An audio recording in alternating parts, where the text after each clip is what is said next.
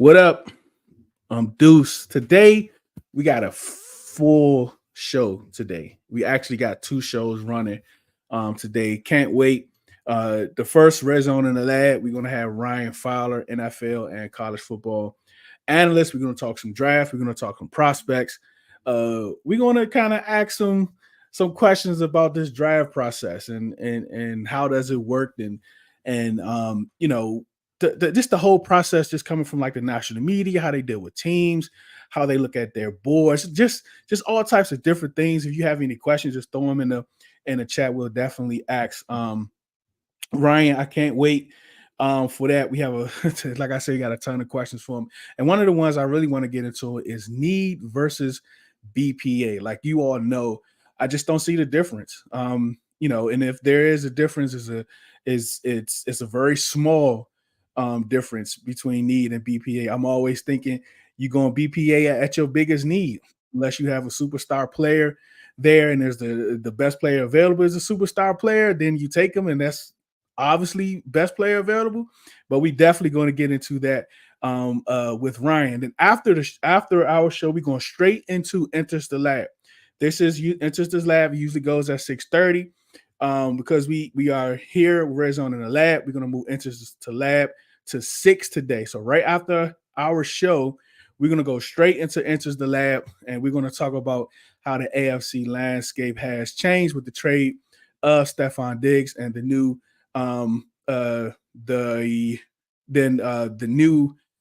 contract that they amended his contract, took away 3 years, which is very interesting. So that crew is definitely going to talk about that. But on the other side of this, we're going to have Ryan Fowler.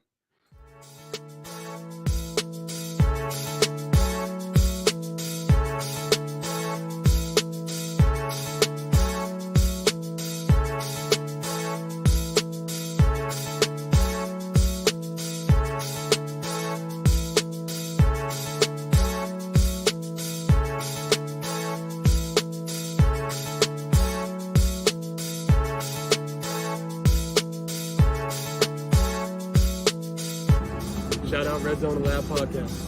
Hey, what up, y'all? It's Benjamin St. Jude's, DB for the Washington Commanders. I want to give a big shout out to Redzone and the Lab Podcast. Welcome back.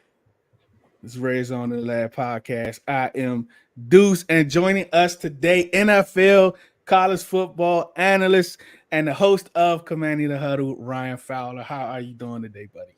Doing well. Appreciate you having me on, Deuce. Appreciate it, man. Yeah, definitely appreciate you coming on and joining us today, man. I sent you some question topics over, and we're definitely going to go through those. But I have one: needs versus BPA. We're gonna get into that a little later, but I want that to kind of like just kind of circle around in your head a little bit before we get to it. But as far as the Commanders, Ryan, Eugene Shen and Analytics, like he was hired prior to even Adam Peters by Josh Harris, which was kind of interesting, Adam Peters, I guess, is still the leader in that clubhouse, but he was hired before him. What type of role is he going to play in analytics above all in this whole search when we're talking about drafting and the draft prospects? Yeah, for sure. I think football is following right along with what we've seen in other sports, Deuce, with baseball over these last few years. Basketball, of course, has gotten more involved with it, but he's going to be a right-hand man for Adam Peters in any decision that he makes from a personnel perspective, whether that's on the pro side, college side. Because if you look even the last few years, not just the last year or so, but 2, 3, 4, 5 years back to when guys like Shaka Toney were taken on day 3, or the athleticism of a guy like Sam Cosmi coming out of Texas, Washington has always prioritized athletes with those high RAS scores. But now, what else does it go beyond? Does it go beyond certain thresholds of, you look like the New Orleans Saints, to where they won't draft certain guys unless they meet a certain threshold, height, weight, speed at the edge spot? Or you look at certain things with the Seattle Seahawks with what they like along their offensive line with athleticism thresholds, composite scores with explosiveness and agility. So Eugene Shen is really the modern type of addition for an NFL organization, to where, again, he's going to be right in the hip pocket of Adam Peters, Dan Quinn, to say, look, I like this guy, but his portfolio as a whole going to fit what we like to do. Because maybe Dan Quinn specifically see something in a guy with his eyes that he likes as a football player. And maybe Adam Peters says the same thing, but Eugene Shen could say, well, look, this is the money we're going to have to pay him. And analytically, these are the things that he does on certain coverages or certain acceleration in certain areas of the field that go overlooked from just the naked eye. So I'm excited to see in these next few years how they continue to evolve as far as just not just talent evaluators using the old eye test, Deuce, but also using numbers, which are so important in today's game. Whether you're playing football, basketball, baseball, really any sport nowadays where analytics are just so darn important. And we see it. I mean, even all over Twitter, you have all of these graphs, you have all of these polls, you have all of these colors and all. I like my ADHD just goes crazy. So it's like it's too much, but you see, even to like what you would call a casual, the analytics are important. Yeah. You know, from what you're looking at. So as far as being in a war room, or you know, as they looking at the pro days, combines, and all of those things, when you have a guy like Quinn, that's, you know, he uses analytics, but he's still an old school type of guy, right? He's still old school. I test, what does it look like? And then you have Shen, who's like analytics, show me the numbers, and I'll see. Like when they're at odds, right? When they see a player, Quinn wants it, Shen saying this is not going to work for the scheme you all want to, whatever the case may be. How do we solve that type of problem or issue or whatever it is you may want to call it? Yeah, I think there are going to be a lot of conversations, and really it's going to start with this year's draft, right? We got all new opinions in the building, and the draft room is really going to be Adam Peters. It's going to be a lot of your major cross checkers across the region, and it's going to be Dan Quinn sitting there, and he's going to say, look, I even think back to when Dan Quinn and they took a guy in Dallas by the name of Israel Mukuamu out of South Carolina, a long physical corner, and they transferred him to the safety spot. Now, maybe as we get into our conversation with BPA and needs, as far as maybe this guy can fit a role to do different things that he did in college now in our NFL roster. So there's going to be a lot of give and take, of course, with the conversation of old eye test, the old evaluation process, and analytics. But at the end of the day, and what I hope really is the path forward for Washington, and what we haven't seen, Deuce, in a long time, is just allow the football people to do their jobs and allow them to evaluate this roster and hopefully just build towards. I'm not asking for a Super Bowl title, get that fourth one in Ashburn, hopefully compete where you can compete towards the top of the NFC East for hopefully the next decade or more in Washington. Yeah, yes, most definitely. And analytics, you know, Shen is a football person, right? Just because it's just analytics and you might not look at it as gridiron, but he's still a football person. It does matters. And we see it, and we know numbers matter over these last few years here about some of the on-field decisions, time clock, time management, all of those things matters when it comes to analytics. Carlton, thanks for joining us. Fox, Tim, Glenn, Radar. I see all you all see y'all in the building. Adam Peters, before we get into his draft style, like have you spoken to any like scouts or anyone that deals directly with him over the years? Just what type of person he is, like how he treats his staff, what he expects from them? Yeah, I have a good friend out in San Francisco that spent the last couple of years there with Adam Peters, and all I've heard is great things. I had a brief conversation down in Mobile, the Senior Bowl, with Adam, introducing myself. And he's just, from my impressions, he's a great guy. And then from a football perspective, what impresses me most, Deuce, is it goes beyond the top 50 picks with Adam Peters. And I'm not asking you to get a Nick Bosa and try to find a guy like that in the 6th round. I'm not asking you to do that. But the way in which he's able to find guys like Jair Brown, Ronnie Bell, Richie Grant, those types of ball players to be multi-phase contributors, whether you're a rotational linebacker that can play the second level and also play special teams, or you're a receiver that offers a wide receiver 4, wide receiver 5, and then you can also go back you can get out at gunner or return punts or kicks as well. And I'm excited to see how they really evaluate the receiver class in this group, because look, Olamide Zaccheaus is in the building. That's fine. De'Ami Brown, that's fine. Jamison Crowder, Dax Milne's still hanging around. But with the new kickoff return rules, Deuce, it's going to be interesting to see how they evaluate this receiver class as you maybe work into the back end of day 3 with all the picks they have. And we know Adam Peters preaches competition too. So all my conversations, again, have been great along with Adam Peters as far as the guy that he is, the talent evaluator that he is, which really stands out among anything when you hear the name Adam Peters. And we've, kind of been told, we had a guy a scout that's worked with Peters and has a relationship with him a couple months ago when he was going through the process of hiring him. And it was more so that Peters had more say, more decision making on the back half, like the day 3 portion. Yeah. And usually it was, the front half was Shanahan and Lynch. So just taking that, and now he has full control over the whole draft. How do you think he's going to approach this draft having the final say? I think free agency told us a lot. First things first, Deuce. Look, this roster, he basically came in and said, this is not good enough. Flat out not good enough roster to compete at the NFL level. But I think at the end of the day, you're going to add a quarterback right in the first round. That's where everyone thinks they're going to go. And I expect them to go with 2. Who is it at 2? Washington does a great job of always keeping tight lips. It could be Jaden Daniels. It could be JJ McCarthy. It could be Drake May. We don't know yet. But at the end of the day, I think Adam Peters is going to add immediate contributors. And that just doesn't start at 2 or you work back into the second round or the third round. I think as you move into rounds 4 and early portions of round 5, this roster flat out has to get guys to compete at a multitude of spots. You got to get high-level athletes. At the tight end position, I know you bring in Zach Ertz, but John Bates is not going to move the needle for anybody, for me at least, and Cole Turner doesn't do that either. Now, I know Armani Rodgers is still there. The non-contact injury was extremely unfortunate last year, but I look at a guy specifically, and I know Washington has shown interest in this kid, in Jaheim Bell from Florida State over these last few months as a versatile YF piece to really expand the personnel east-west and then attack north-south post-snap.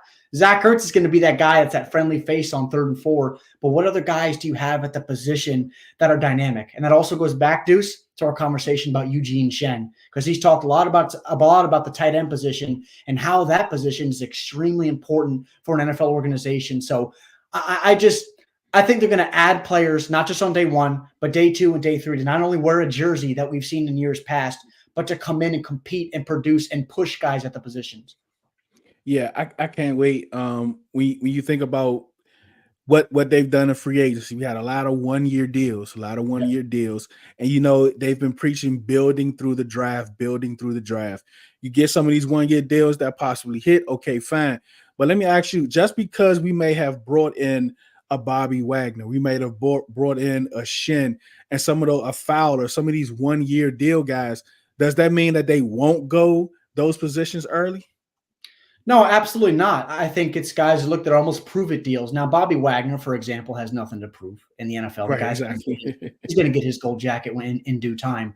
But I think you look at a guy like Dante Fowler, to where he's been in a multitude of spots in his career, and he's potentially looking to revitalize that under Dan Quinn and behind guys like Dorrance Armstrong and Cleveland Farrell. And, of course, there's still KJ Henry and Andre Jones in the building as well. They're going to compete for snaps as a whole as well. But I think if this also comes to the conversation of BPA and also needs. And I think the approach changes, Deuce, as you get from day 1 to day 2 to day 3. Because if Washington's sitting there and they grab their quarterback with the second pick and they grab a tackle, whether it be a Jordan Morgan or a Kingsley Suamatia, or we'll see if Patrick Paul's there when they draft early in the second round, it changes your approach. And I think if even they want a Peyton Wilson or an Edrin Cooper, linebackers from NC State and Texas A&M, if that's your guy, I will never flack an organization, bottom line, for ever going to get your guy. And Emmanuel Forbes was that guy last year for Washington. Now, I know it wasn't great in year 1, but I'm excited to see what he's got going in his bag working with Joe Witt and Dan Quinn as far as guys that prioritize turnover margin. And Emmanuel Forbes, by far, his ball skills and instincts were the elite in the 2023 class. So I'm just bottom line, Deuce. I'm excited for the draft. But I'm excited to get these guys in the building and just compete and hopefully move the burgundy and gold past below relevancy, what we've been since really the turn of the millennium, if you will. Speaking of the 2023 draft class, just when I was kind of doing some research for our show, I noticed you talked about the Commanders 2023 draft class. Like, where are they now? Yeah. Let's kind of like just trying to give us some of like how you feeling about that draft class now, from the production, the non-production, the injuries. Was it coaching? Like, what was it to you? How do you look at that draft class? Yeah, it was really unfortunate for me, Deuce, for a lot of those guys. Because look, at the end of the day, Adam Peters didn't draft you. There's no ties Right. to anybody in the building. And that doesn't go for guys like Braden Daniels and Ricky Stromberg. That goes for your Jahan Dotsons of the world. That Yeah. goes for your Terry McLaurins of the world. Now, Terry, obviously, there's a different vibe with him, but you kind of catch my drift here. Yeah. For the 2023 draft class, I mean, there was Braden Daniels, we didn't even see in uniform. Ricky Stromberg, limited snaps at center and guard. The top of the draft with Forbes. I can't sit here and say that Emmanuel Forbes, I expect him to be a top 2 corner on this defense this year. Now, is he expected to be? I think so, but I can't sit here right now and say I expect him to play that at that level alongside Benjamin St-Juste and Michael Davis this year. But as you move forward in the back end of day 3, Chris Rodriguez was the best rookie, and I think it was by far for the 2023 rookie class. But I think there were steps taken by Quan Martin, a guy that has that versatility. Now, I'm interested to see what he does in this Dan Quinn defense. Deuce, does he live at nickel? Does he hop back and play the robber spot a little bit? Does he do some unique things that we've seen in the Dallas defenses of the past, to where he plays that Keanu Neal role, to where he'll play in the box and then rotate back to show a cover 1 look pre-snap and rotate to cover 3 with athletic safeties with a Derek Forrest, a Jeremy Chin, and a Percy Butler? Who knows? We'll see. I'm excited for those guys, but as a whole, the 2023 draft class for the Washington Commanders flat out didn't move the needle at all for me. At all. Yeah, I definitely agree. When one of the biggest positions of need is left tackle, right tackle too, depending on who you ask. But most of the Commander fans believe right tackle and left tackle. Daniels, Jaden I said Jaden Daniels. Oh man, Braden Daniels. From last year, like, how did you see him coming into that draft? Like, just from your perspective, as far as, like, was it a reach? Was it a steal? Where did you see him going? Because to a lot of people, that seemed like a reach of a pick, and it was kind of surprised they took him there. Yeah, I think from the reach perspective, I think it's because he was, for me, technically unrefined at the position, and I think he was a little bit of a tweener heading into last year's draft. Now, we'll say, you know what you're going to get from a guy out of Kyle Whittingham's program out at Utah, guys that are extremely coachable, guys that are just hard workers, lunch pail type of guys. And that's what Braden Daniels is.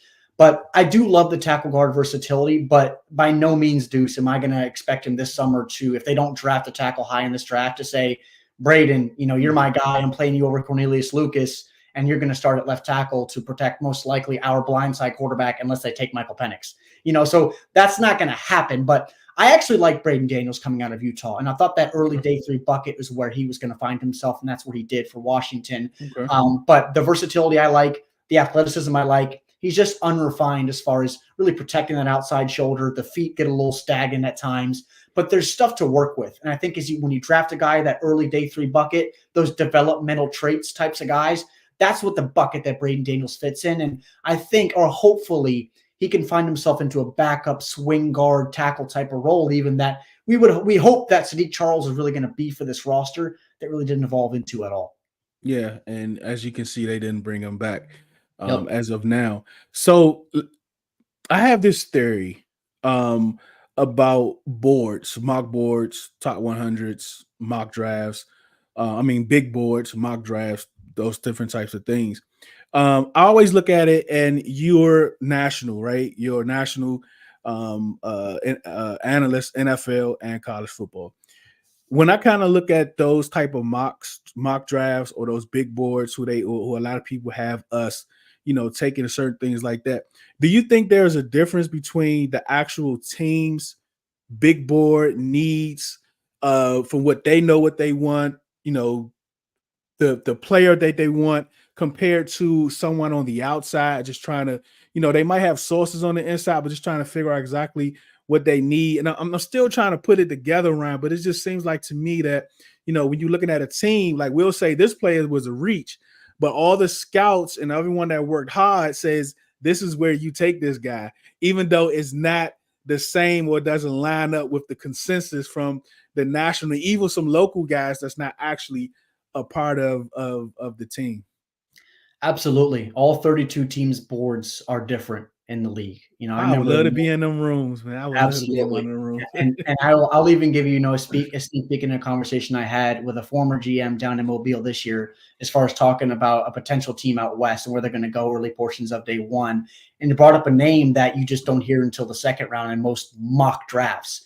It's very different, Deuce. All 32 teams boards are different. And if all it takes is one team to fall in love with a guy. And I think when I think about this draft class, and I think about maybe a name that people, the public is not as high on as teams are, it is Patrick Paul from Houston, who I mentioned earlier. I've had a ton of conversations here over these last few weeks that always are just hinting at Patrick Paul hitting in that 20 to 32 range of this draft, to where, look, the tackle class, as we know, Deuce, is extremely talented day 1 to day 3, but all teams' boards are different. It only takes one team to fall in love with a guy, whether that's a quarterback, whether that's a tackle, or whether that's a corner, and it really just – mocks are fun. A lot of people love doing the mock drafts. You can start those things back in December. But ultimately, until we get to draft night on night 1 in Detroit this year, just throw the mock drafts out and things are really going to start. Really, this draft starts at 2 after the Bears take Caleb Williams. Yep.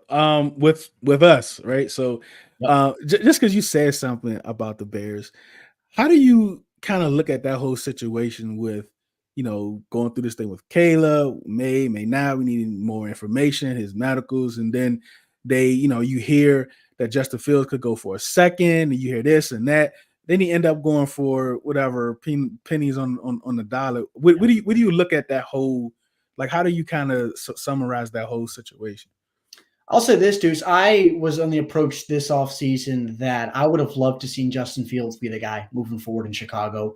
And you build around DJ Moore, you draft Marvin Harrison after drafting Darnell Wright to protect your arm side last year, and you build the roster. Because for me, Justin Fields was not the issue in Chicago. Now, it's hard when you're Ryan Poles and you're Matt Eberflus and you sit there with a talent like Caleb Williams that you can just sit and grab in your pocket. But I personally would have liked to see Justin Fields get another chance in Chicago moving forward with the just bevy of coaching staffs and offensive coordinators and rotation of bodies that he had on the outside. Because it's DJ Moore last year, but then it's Darnell Mooney and it's Cole Kmet and a offensive line, so give the guy a chance, because we live in a microwave society, where everybody in a minute, but sometimes it takes a little coaching and it takes the right development and shoulder to lean on at times. So they're going to take Caleb Williams, number 1 overall. If they don't, I think the entire world's going to be shocked. I do expect Caleb to be a Chicago Bear. Me personally, Deuce, I really do like Caleb. The swagger and confidence about him may rub people the wrong way at times, but for me, I love a little swagger at the position. I want a guy to show up and say, I'm going to light up your defense. I don't care what coverage you're in or whoever I got on the outside. So I'm excited to see Caleb in Chicago with DJ Moore, Keenan Allen, see what they do with the receiver or another tackle at 9 in this draft. All right. BPA versus need. This is the conversation that I'm absolutely here for. To me, I don't see a difference in the two, right? It has to be something extremely, let's say the Bengals, for instance, right? They have Jamar Chase, and somehow, some way, like Rome Odunze end up being down there. He's the best player available. Like, if they take him, yes, because he's the best player available. That makes sense to me. It's not a need so much. It's the best player available. But how often does that really happen? So kind of explain to me, like, what's the difference between the two? Yeah, well, it's almost like drafting Aaron Rodgers when you got Brett Favre in the building. Yeah. So that's the BPA approach. And I will say this from a team perspective is that teams approach it with more so an 80-20 as far as BPA and needs. Because as you talked about earlier with the Bobby Wagner conversation and Jamin Davis at linebacker, are you in a position to where if Adam Peters sits there in the 30s and absolutely loves Edgerrin Cooper from Texas A&M, are you going to pass on Edgerrin Cooper to potentially fill a need with a Jordan Morgan that you may have lower on your board? So with BPA, best player available, for those out there that are unfamiliar, get your guy. That's my thing. Now, I'm not saying at the number 2 overall pick, get Marvin Harrison Jr., because that's when it comes to the matter of you need a quarterback, a face of the franchise for this roster. That the carousel we know, Deuce, has continued to spin since really Mark Rippon left years and years and years. You can't even count him, really. Really. We'll say Kirk Cousins, because I enjoy Kirk. But if BPA, it changes as far as day 1 to day 2 to day 3. Because if you've seen Washington last few years, Shaka Toney, William Bradley King, James Smith-Williams, edge guys on day 3, if that was the best player available on their board, no matter what your depth chart looks like, go and get that guy. So if you're sitting there and you're Adam Peters, I need a quarterback, I need a tackle, but don't sacrifice the potential of grabbing a game changer that your staff absolutely loves, no matter the position of the depth chart, what you have right now. For a Washington roster, by the way, Deuce, that we can't sit here right now and say that's a roster that's going to win 10 games this year. Exactly. We're going to win the East. You got to get people in your roster, build through the draft that we've been talking about. And if it's your guy, go and get your guy. I don't care if it's at 2, I don't care if it's at 140. And where does positional value come into play?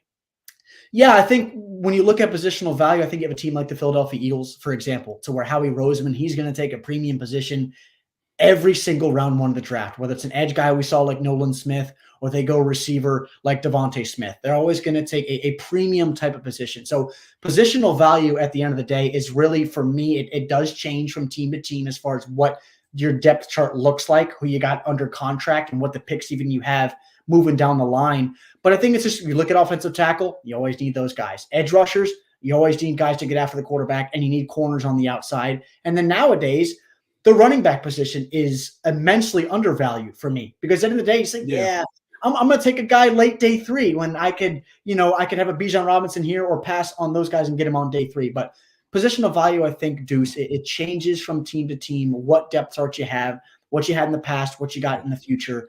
But I think the main positions, of course, always, your quarterback, your offensive tackle, those premium positions that some teams at the end of the day value more than others.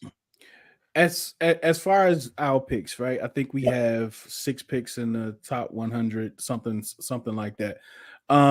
We have a first, 2 seconds, 3 thirds.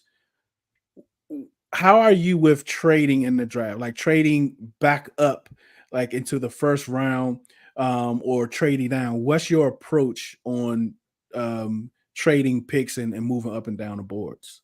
Yeah, well, first thing, with all those picks, Deuce, in the top 110, you have a ton of leverage, and it's never a bad thing to enter the draft process with a ton of leverage. And now when you draft guys in the top 100, you expect them not just to show up, but produce immediately. Now, I'm not asking for 90% of the snaps, but you got to produce right away. But as far as trading, I think if you're Washington and you grab a guy in round 1 and you use one of those second round picks, and you look at the board and say one of the tackles is still on the board, or one of those tier 2 corners in a TJ Tampa, or maybe you really like a DJ James from Auburn, and maybe we could trade back and add more picks even in next year, because at the end of the day, teams are always thinking about the next year, right? The roster, of course, is now, but what do we have down the line? And when you're Washington and you're Adam Peters, to where it's been a great offseason, to where he's entered the free agency process with a ton of cap space. We saw all the 1-year deals and money that they gave out to guys, prove it deals, really.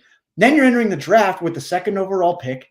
And you got all the confidence of the football people around you. You got picks on day 2, ton of them. And then you got additional ammo on day 3.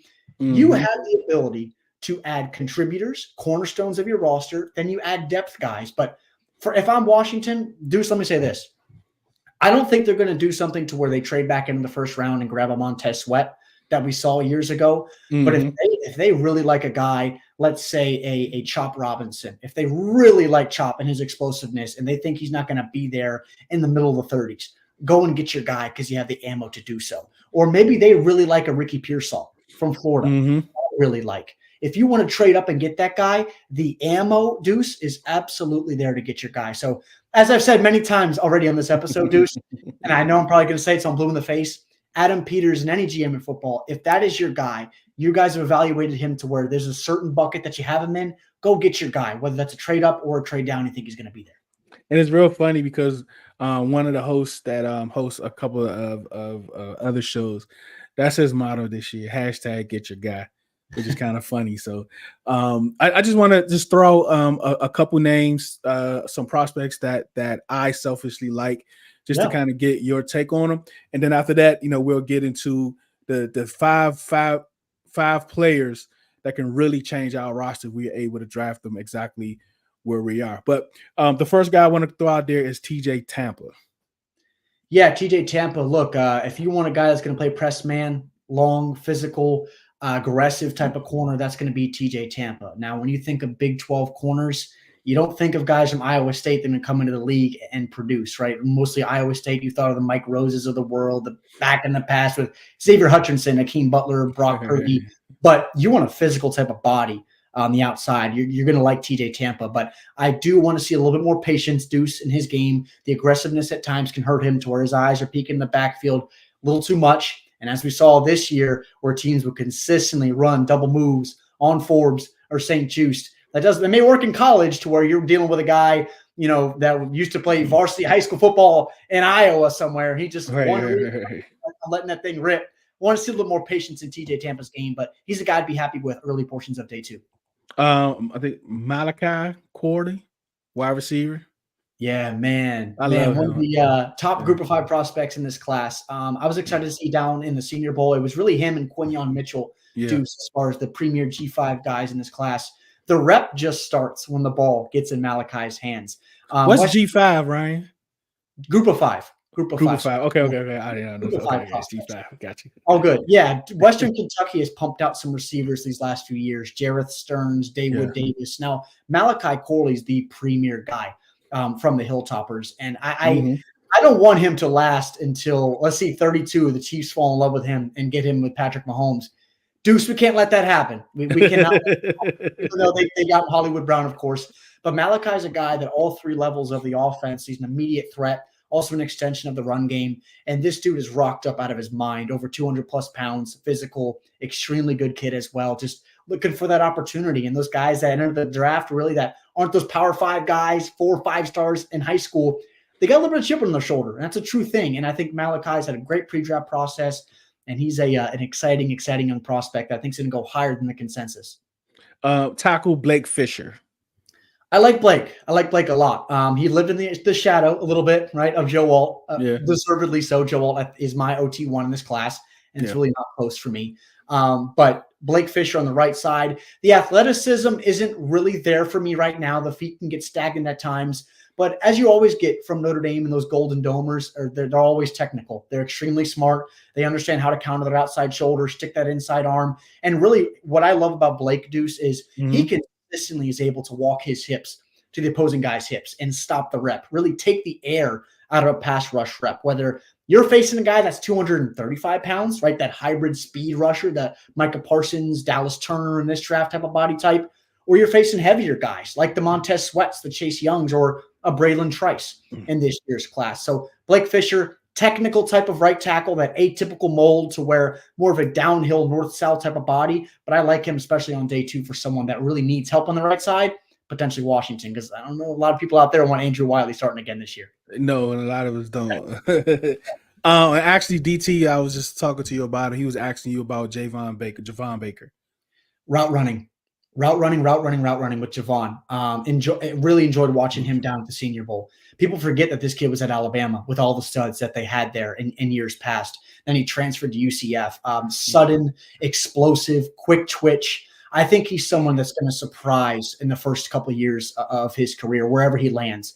And I actually would love to see him in Washington as a day 3 pick, because the guys I mentioned earlier, right, with Diami and Jamison and Olamide behind Jahan and Terry, that does not move the needle for me, and it doesn't scare me as a secondary. Bringing Javon Baker into this offense as a route running and separation, Deuce, as we know, always translates. Love his explosiveness and twitch on the outside. He was excellent at the Senior Bowl. You kind of, and I agree with you about our tight ends, right? If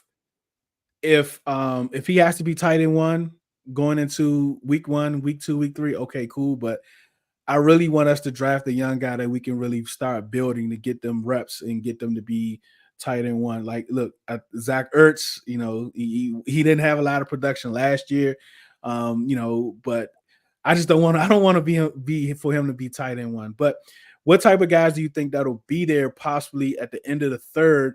And, we might come back in the 4th, we might not, but then we'll have another pick into the 5th round. What type of guys do you think that we can get that'll be available around that time as far as tight ends? Yeah, Deuce, man, this tight end class is way different than what we were sitting here last year heading into 2023, right? Well, I know Brock Bowers is going to be a top 10 guy for me in this class. I don't have any prospect fatigue on him. But who in the world is going to be tight end 2? Is it Jadavian Sanders? Is it Theo Johnson from Penn State? Is it Eric All from Iowa, transfer from Michigan? But as you move forward in the back end of day 2, I think a name that I really like, I mentioned Jaheim Bell from Florida State. I think he's in that bucket. I really like him there. But I even think in that 4th round bucket, Deuce, a name that is not your typical F, meaning just a lighter, twitchier type of guy. I do like Devin Culp from Washington as far as you want to later in the draft. But Tip Ryman from Illinois has had a heck of a pre-draft process, and there's a lot of projection in his game because that Illinois offense outside of 2022 with Chase Brown running the rock now with the Cincinnati Bengals has been extremely underwhelming. But you want a grown man that can play the Y like John Bates can, but also provide some pop in space with some versatility, with strong hands, and just to be that tight end too with an immense amount of value that I personally would like better than John Bates and Cole Turner. Tip Ryman from Illinois, over 250 pounds, again, can play with his hand in the dirt or in the slot. Really in that early day 3 bucket, I would love that addition in Washington as a multi-phase contributor, both sticking his face in the run game and moving people, and then also getting out in space as a route runner. All right. We need to flip where we are flipping our roster, right? I mean, I think we have 25 free agents, new and some re-signees that we brought back so far. So the whole roster is going to look absolutely different. But as far as the draft is concerned, where we picking, stand where we are, what are 5 impact guys at 2? I think it's 2, 36, 40, 67, 78, and 100. Like, give me 5 guys that you would love for us to get at those rounds that would totally like springboard our roster.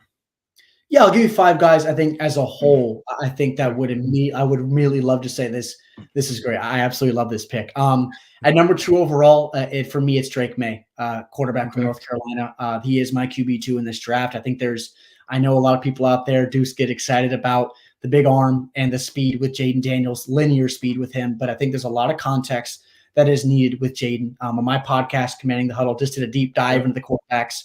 If you guys out there haven't checked that out. But I think Drake May at 2 would be an excellent addition. 2 names in the 30s. I think Kingsley Suamatia, athletic kid, former 5-star recruit, transferred from Oregon to BYU as a tackle. Jordan Morgan as well, lived at left tackle. Loved his reps against UCLA, both against Gabriel Murphy, Grayson Murphy, and of course, Leitu Latu, my edge one in this class. Thought he did a nice job against them. As you move into day 3, that's really where, if they don't go receiver early portions of day 2, Deuce, I would love to see a guy like Malik Washington or a Taj Washington, that relationship with Cliff Kingsbury. I think both of those guys I'd be extremely interested in. And then I think in the core, I'm going to say a corner's room on day 2, Cam Hart from Notre Dame. Not enough attention, Deuce, for Cam Hart.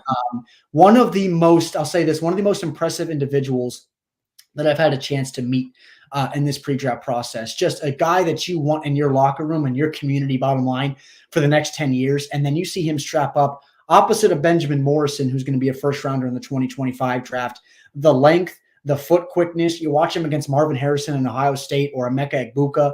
The guy is comfortable. He's smooth. He can click downhill as a cover 3 corner. He's got long arms. You look at the types of additions, Deuce, that Adam Peters has made, Michael Davis and James Pierre. Both those guys are 6'2". They're long. They look like Benjamin St. Juste a little bit. Not as wiry as Emmanuel Forbes, but those bigger types of bodies. So I think out of all of them, I would love to see a Cam Hart, a corner from Notre Dame there on day 2 as a guy that I would just be ecstatic if he's a Washington Commander moving into next year. Okay, I love Cam Hart. We have this Commanders draft show that we run on Sunday, and we did cornerbacks this past week. So I definitely love what Cam Hart was able to do. But before you get out of here, who is your favorite, favorite player, not top player, but just your favorite player coming out of this year's draft? Yeah, you'll ask my colleagues. I will say Tyler Guyton from Oklahoma, but I'm not. There's 2 guys really that are parallel for me, Deuce, and it's Roman Wilson, wide receiver from Michigan. I absolutely love Roman Wilson. I can't say enough good things. And a guy I mentioned earlier in Peyton Wilson, the linebacker from NC State. I know some of the injury concerns for some people will scare them away as far as the public side of things. NFL teams I've spoken to, the injuries do not concern them at all. He is right alongside Edgerrin Cooper for me as LB1 in this class. I think he's sensational. I think he's a guy that's a skill set from an athletic perspective, hash to hash, and number to number that translates to the NFL level. You bring him into this defense and have him play beside a guy like Bobby Wagner, to where, Deuce, we know teams live in sub nowadays. So sometimes you only have one linebacker on the field. Yeah. And the Bobby Wagner Mike position is really becoming extinct at the college and the NFL level. But two guys, Deuce, are Roman Wilson, wide receiver from Michigan, and Peyton Wilson, linebacker from NC State. Yep. So, but before we let you go, please plug all of your work, how and then everything is going to be in the descriptions of this podcast for everyone out there that wants to follow Ryan. It's definitely some good work. I follow you on Twitter. Every now and then you throw a gem out there of a player you like, and I go, gotta go look him up, check him out to see if he'll fit. And you do some day 3 guys too, which I love. A lot of people don't do that. That's how you know people really putting in the work, is when they throw you some day 3 guys out there. But I definitely appreciate it. But yeah, just throw everything out there for me. Absolutely. Yeah, I appreciate you, Deuce. _, on X or Twitter, _ Ryan Fowler. If you don't follow me there already. All my work is at Bleacher Report and the Draft Network, and then my podcast, Commanding the Huddle, comes out once a week in the off season as well. A lot of prospect interviews with headliners, day 2 guys and day 3 guys as well. On my podcast, you can find that Spotify, Apple Podcasts, wherever you get your podcasts. You can find me at Commanding the Huddle. Thank you so much, Ryan. We'll be reaching out again for you to come back and join. We definitely appreciate you taking the time, and stay safe out there, because I heard some of the fans in our community also is out there, with those different storms and things. So please stay safe, buddy. Absolutely. Thanks, Deuce. All right. Peace out.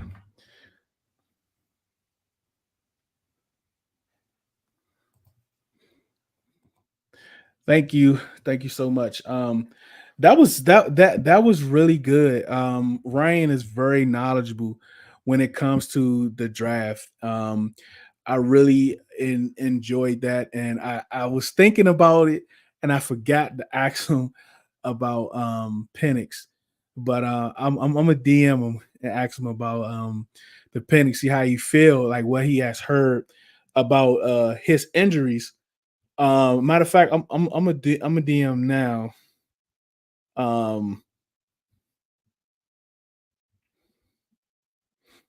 About any concerns that he's heard about Penix injuries.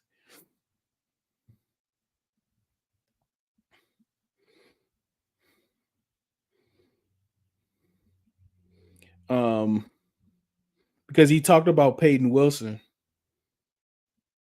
I know he had an ACL a couple years ago too, and it was very, he also, passed his medicals with flying colors, and just like Ryan just said, there's no concern, and the teams don't have no concern. But I don't, I think there's some sort of concern because of the fact that his injury has an injury history, but I guess from his production and what he was able to do the last couple of years, that they're not concerned about picking him early in the second round, somewhere in the second round. I mean, you might get anybody that jump into the first round. Like, we didn't think Campbell was going to go that high last year, but the Lions did have multiple picks in the first round. So that's going to be very interesting to see about that dynamic when it comes to pre-existing injuries, especially with someone like Michael Penix, because I think without the injuries,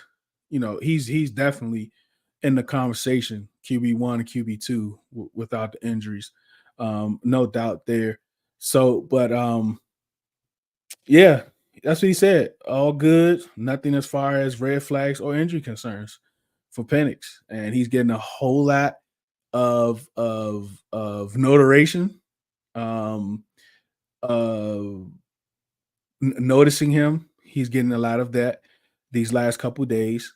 This last week, right? You're seeing more and more posts, you're seeing more and more clips of Michael Penix. You hear more and more conversation coming from ESPN, because we have to realize this is it's a process, right? Everyone goes through a process. Like, you can't like watch film on 5 quarterbacks the same week, right? It's not possible. It's too much work. What's up, George? Thank you for joining us. Tim, I see you. Radar, what is good? Smoke is in the building. Steve is in the building. Command This podcast. Definitely go check that out. It is on YouTube. While he's in here, I think you can double click the Avi. I don't know how that works, but definitely subscribe to that. I love it. Yeah, notaration. Y'all caught that? I was hoping y'all like catch that. That's a new word. Let's add that to the glossary for Redzone in the Lab, notaration. Definitely George, Command the Mic podcast. He also is doing a rebrand with Big Doug. I think it's the Big Doug and Carmi show. They definitely have good work throughout the week with special guests. I mean, big guests they be getting on their shows. And of course, Command This podcast. I love it. What's up, Cuzzo? I see you in the building. Yeah, so it's very hard to do tape on all those guys. It's a process, and it seems like everyone does the same person at the same time, right? So we went through a period of time where it was a whole lot of Caleb Williams talk, then there was a whole lot of May talk, then a whole lot of Jane Daniels talk, and then a whole lot of JJ talk, and now it's Michael Penix time, a whole lot of Michael Penix talk, and we got like 2-3 weeks left. So having 2-3 weeks left, who's going to be next? Like Bo Nix is time. Like it's probably going to be Bo Nix next week. We'll have a whole lot about Bo Nix. And that's the thing when you have these quarterbacks, which everyone, when all these teams, quarterback needy teams, I mean, even teams that have quarterbacks, even teams that have starting quarterbacks, they also are going to be looking at these quarterbacks in the first round or the second round. I think last year we had more day one starters or more starting quarterbacks go down than any other year in NFL history. So when you look at a team like the Rams, right, with Stafford, I wouldn't be surprised if they go quarterback in the first round. Let me get this link out. I wouldn't be surprised if they go quarterback in the first round, maybe the second round, depending on who's there. Who else we looking at? With other teams. The Falcons. I mean, yeah, they got Kirk, but hey, you never know. They still may go quarterback in the second round, first, second round, third round. You don't know. So I'm trying to think of another team that could possibly go quarterback that has a older quarterback. I mean, you have Pittsburgh, so who knows? They both of their quarterbacks are on 1-year deals. I mean, we haven't heard anything about the 5th-year option for Justin Fields. So, who knows? Like, is Justin Fields going to be the heir apparent? I mean, does Russell Wilson only have a couple years? Are they going to extend? Oh, the Jets. The Jets is another team that could possibly go. Seattle, the Giants. I mean, look, we have so many teams that have projected starting quarterbacks on their rosters that can go that can go quarterback early. So this is why I think I don't know what the record of quarterbacks is. Oh, thanks, DT. I don't know what the record of quarterbacks is. Oh, my man Slim in the building. Yo, what's up, Slim? Like I don't know what the record of quarterbacks going in the first round, but this year is probably going to break. We might get 6. We may actually get 6 quarterbacks, and this sounds crazy. Because some guys may reach, some guys, some teams may reach. And then the second round too. I mean, I don't know, man. Like it's so many different ways. Then you got someone like Jordan Travis. He could possibly do a Hendon Hooker type thing that go in the third round. Team might take that chance, take him in the third round, maybe late second. And then you still got Hendon Hooker. Like I think that's a piece for the Lions, especially if they extend Goff. You got Hendon Hooker. I mean, he was in Heisman conversations before he got hurt. You know what I'm saying? So it's this draft, man. I'm glad that we have this new regime this year, bro. Yeah. Like all this talent, like I wouldn't even mind using some picks next year to come back into maybe the 4th round because we don't have a 4th. Yeah. If we get another 3rd round or use something like I don't mind that because this draft is so rich with talent. What's up, Slim? How you doing, man? Yo, what's the word, dudes? What's going on all the way? Chilling, man. Chilling, man.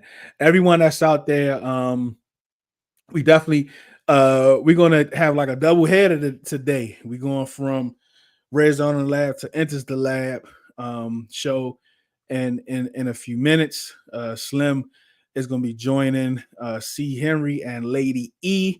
They're going to be talking about the land, what they call it, the major shift in the AFC with the trade of Stephon Diggs, windows open and windows close. So stay on for that because DT. It was all right because DT on vacation, spring break for him. So he on vacation, but he's still in the chats. He's still texting me. He even popped up on the show in the backstage and then left real quick. So I don't know. DT may show up. He may not. Yesterday he said he don't know. He may show up from the news. So, DT show up, you all know it. But what's good, Slim, man? We just talking that draft with Ryan, man. And he don't like our tight end room either, man. Ryan Fowler, like okay, he don't like yeah. He don't like our tight end room either, man. Yeah, no, it definitely leaves a lot to be desired still, but we got the resources to address it, so it'll be interesting to see how they feel about the room come draft day. Yeah, man. Like I think, and it was funny because we was talking about, like in spaces we've been kind of talking about how our team's board is different from the consensus, right? The national media, the local, like all 32 teams have their own board. And when where they pick a player is where they had them every single time for the most part. If they don't pick them where they had them, it was a steal because they had a third round grade, but they got them in the fifth round. Like you'll never hear a team say they reached on a player. Right. Yeah. So, but like he was saying, like we would never know what the board looks like. Like we don't have privy to that. And he was saying he spoke to a former GM that has ties to a team on the West Coast who had gave him a name of someone that a lot of people is not talking about that they could take round one.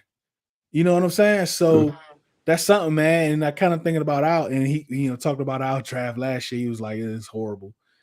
From the production or whatever that we got, which is true. Yeah. And then we found out today, bro, like we don't have none of our 2020 draft class. No, the Saints got more of them than we did. But that's where the bar is on the floor. So absolutely. It'll be interesting to see, how the methods they go in about raising the bar and how long it takes them to raise the bar to the, standard we want it to be. So I'm excited, man. Yeah, I can't wait. I'm excited too, man. I'm sending you the topics for the night with them. I'm excited too, man. See Henry do a mock the other day, Lions pick at 29. What's that like?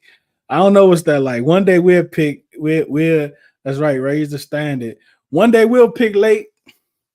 We'll pick in the high 20s, maybe at 32 one year. You know what I'm saying? Yeah. Never know, man. Yeah.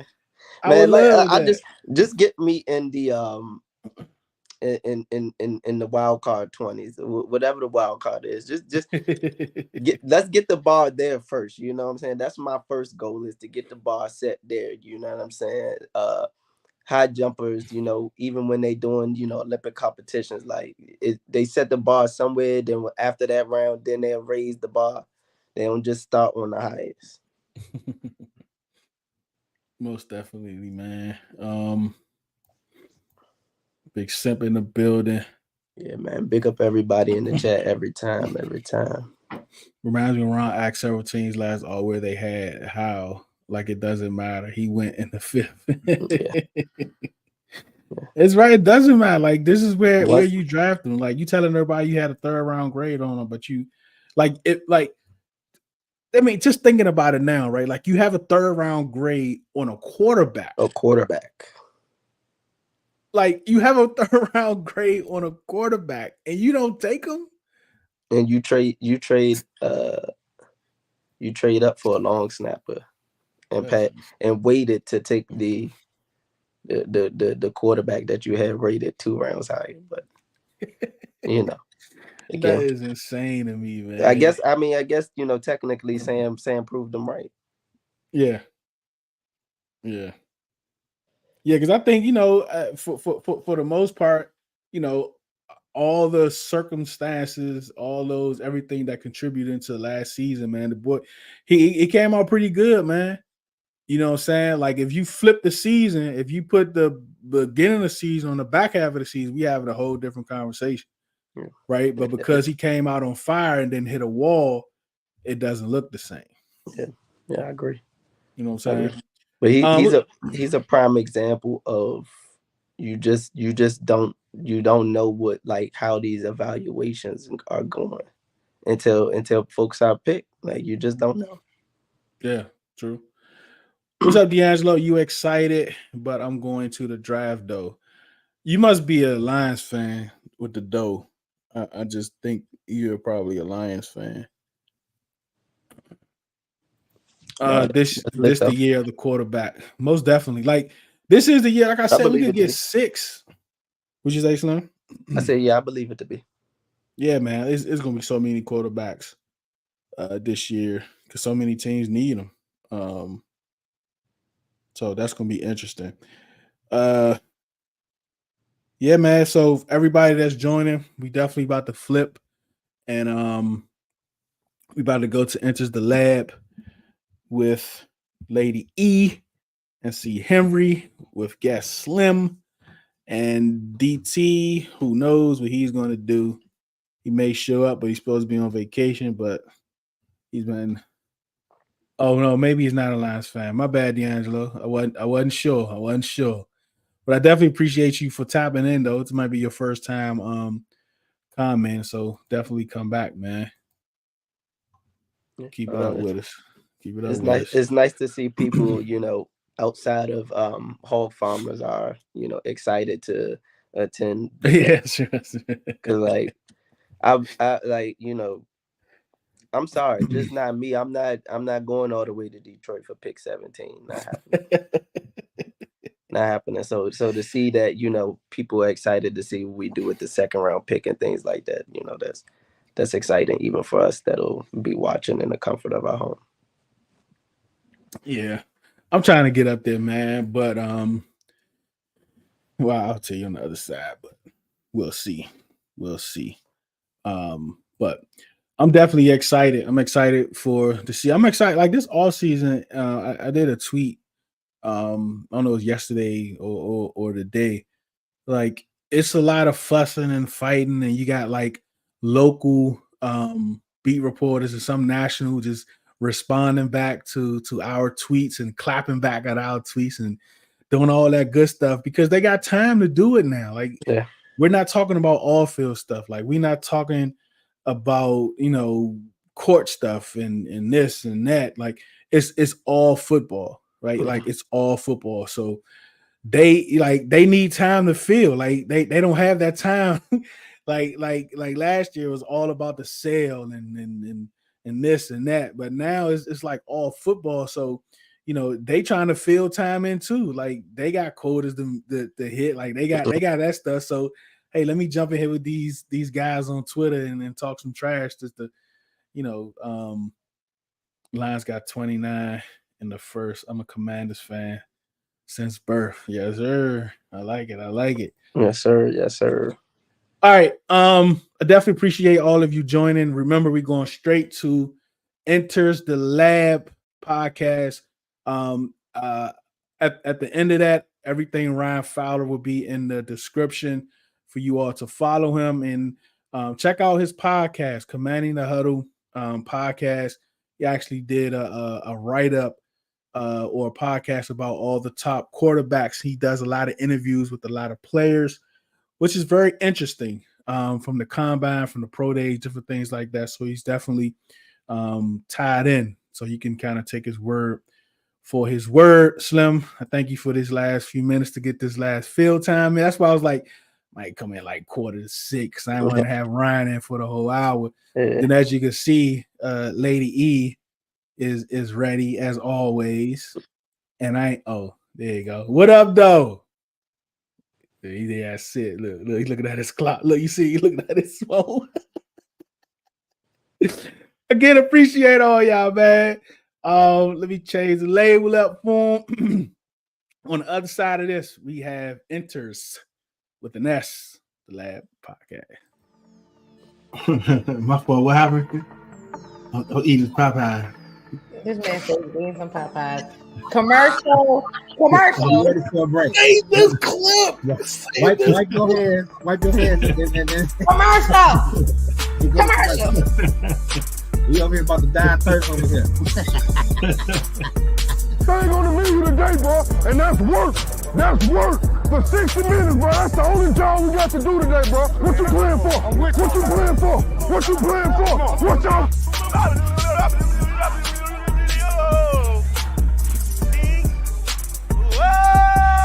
Get real lonely with the mic on, bro. Just want to talk to my friends.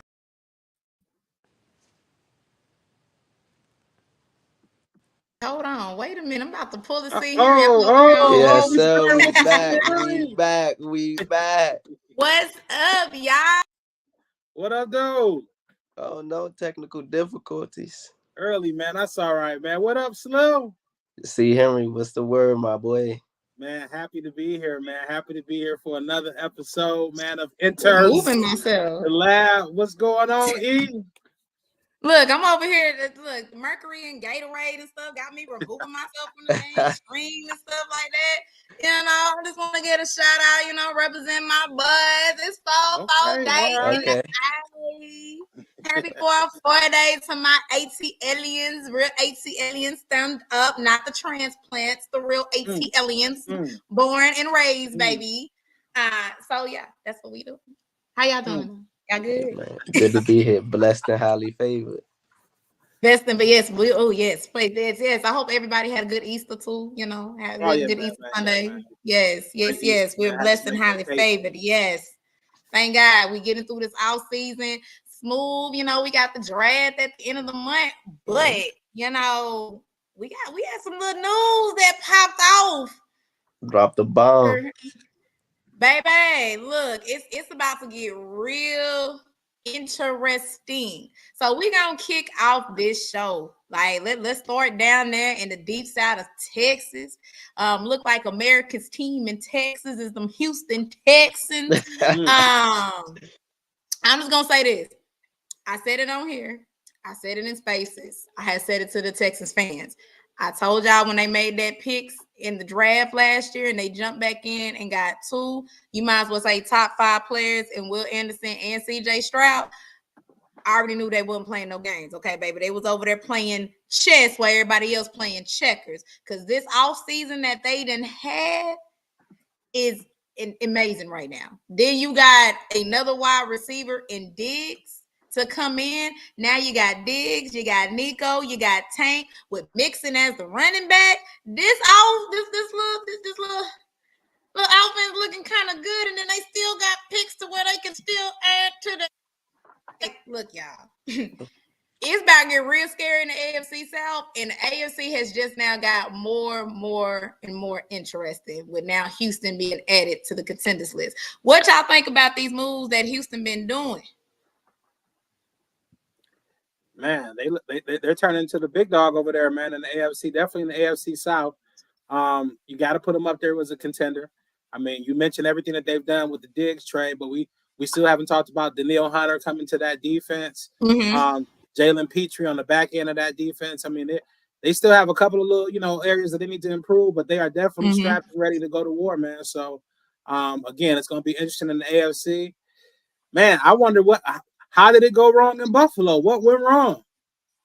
We're going to talk about them here in a minute. What do you think, Slim? We're going to talk about Buffalo because I'm kind of excited. I think Houston doing good business over there in the H, man. In the H town, they doing really good business over there. Not resting on their laurels that CJ had a great year one, trying to make life as easy as possible for him to go ahead and parlay that into a good year too, The easiest way that they can, avoid that sophomore slump is to just keep adding talent around him. Like and now I'm really kind of eyes are going to be on Jacksonville. I feel like eyes are really going to be on Jacksonville because one, they got out of the whole South, they're the ones with the most veteran teams, especially with the quarterback position. Eyes are going to be on them because a lot of people are kind of throwing that question mark around Trevor Lawrence anyway, as it is. They let Calvin Ridley walk, but a lot of people thought that they should have kept Calvin Ridley for them as a wide receiver. So again, I mean, we still got to see what we got in Anthony Richardson because he didn't really, get to, compete like he needed to in his first season. So the Colts have a little bit of eyes on them. I'm not gonna lie, the Titans made some good moves too as well, trying to help Levis out there. So, but I feel like the pressure is really on for Jacksonville. Like, what are y'all kind of seeing with that AFC South right now? I agree. I feel like if the Titans can get anything out of Levis and kind of add to that O-line as much as they can the rest of this offseason, I mean, that's going to be one of the more competitive divisions in the league.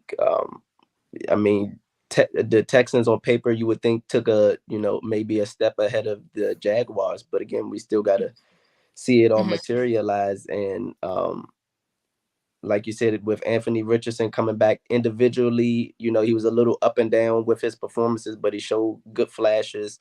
And they've been adding to their roster as well, getting L'Jarius Sneed and things. So if they play in, a physical brand of football in Indianapolis, that's going to be a counterpunch to all of the high flying finesse that Jacksonville and Houston got. So, yeah, I definitely be keeping my eye on the AFC South.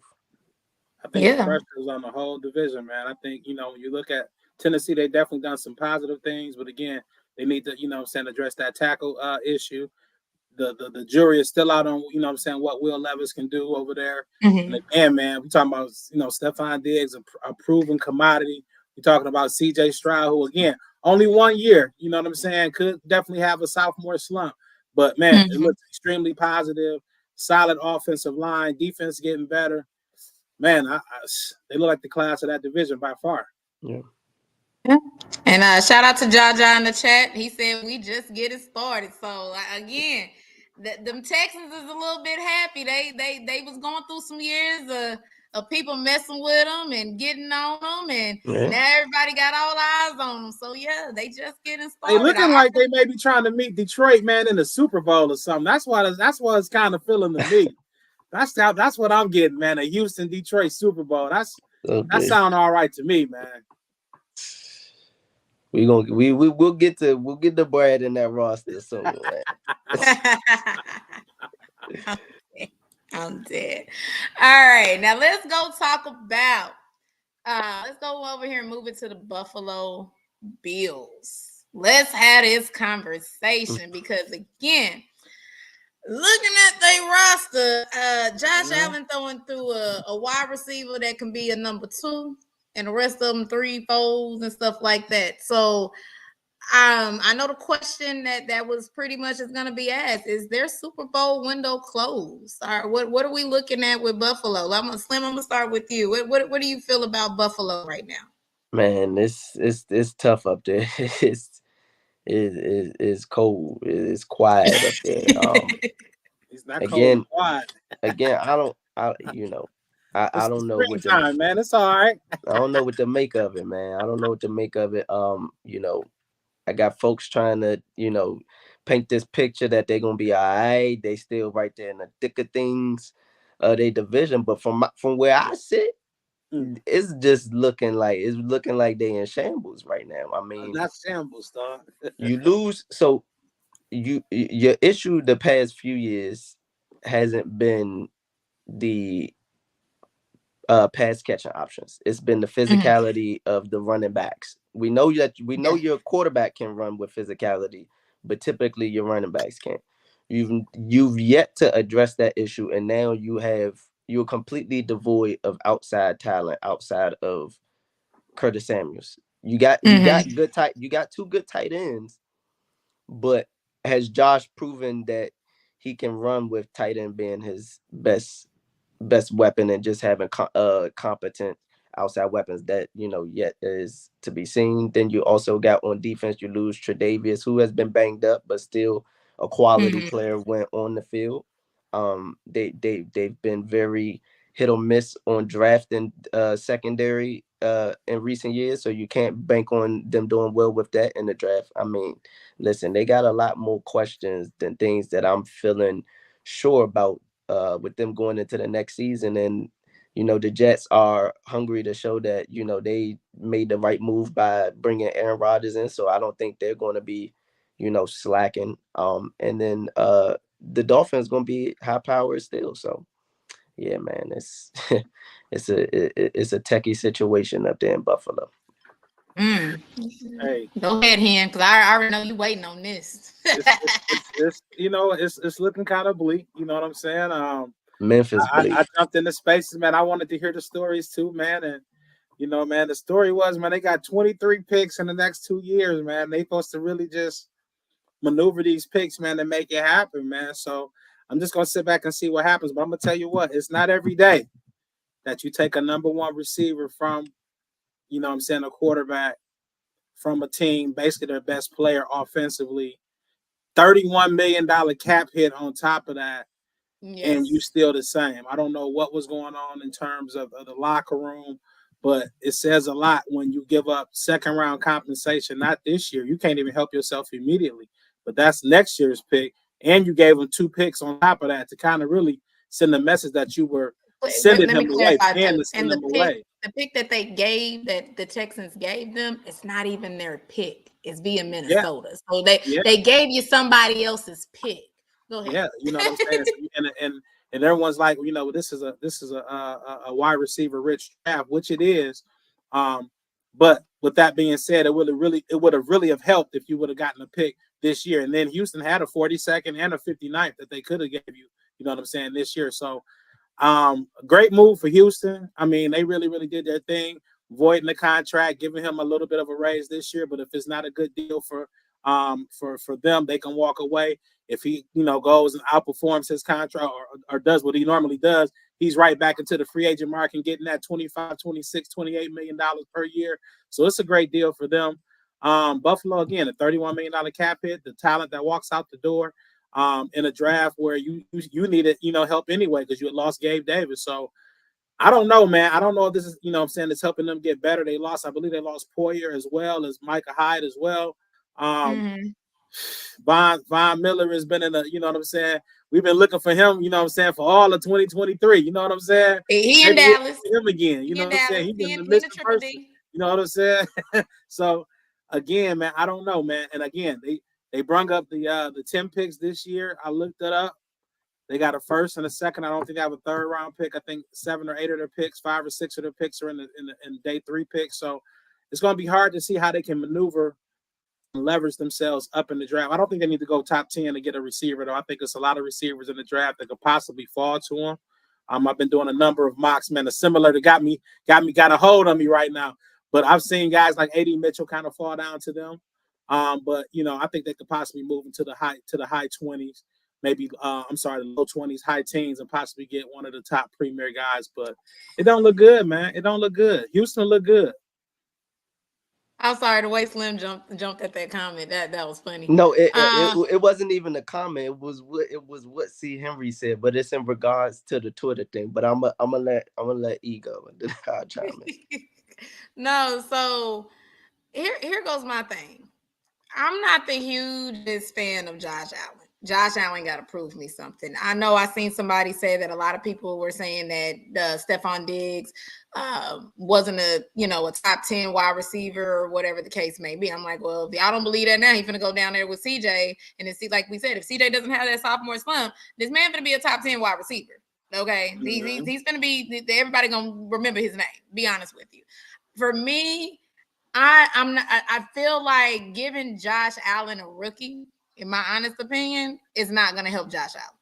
I don't see it because he likes to put the game on his back. We've seen that. He'll turn into a running back in 2.5 seconds. We've seen that. But he needs those outside threat. And I agree. Like, can he work with the tight ends? Can he do better with the tight ends when it comes down to it? So right now, the situation on the offensive side of Buffalo, I'm not gonna say that their Super Bowl window is closed. I'm just gonna say this year we might not be seeing or hearing that much from them if they don't make the right moves.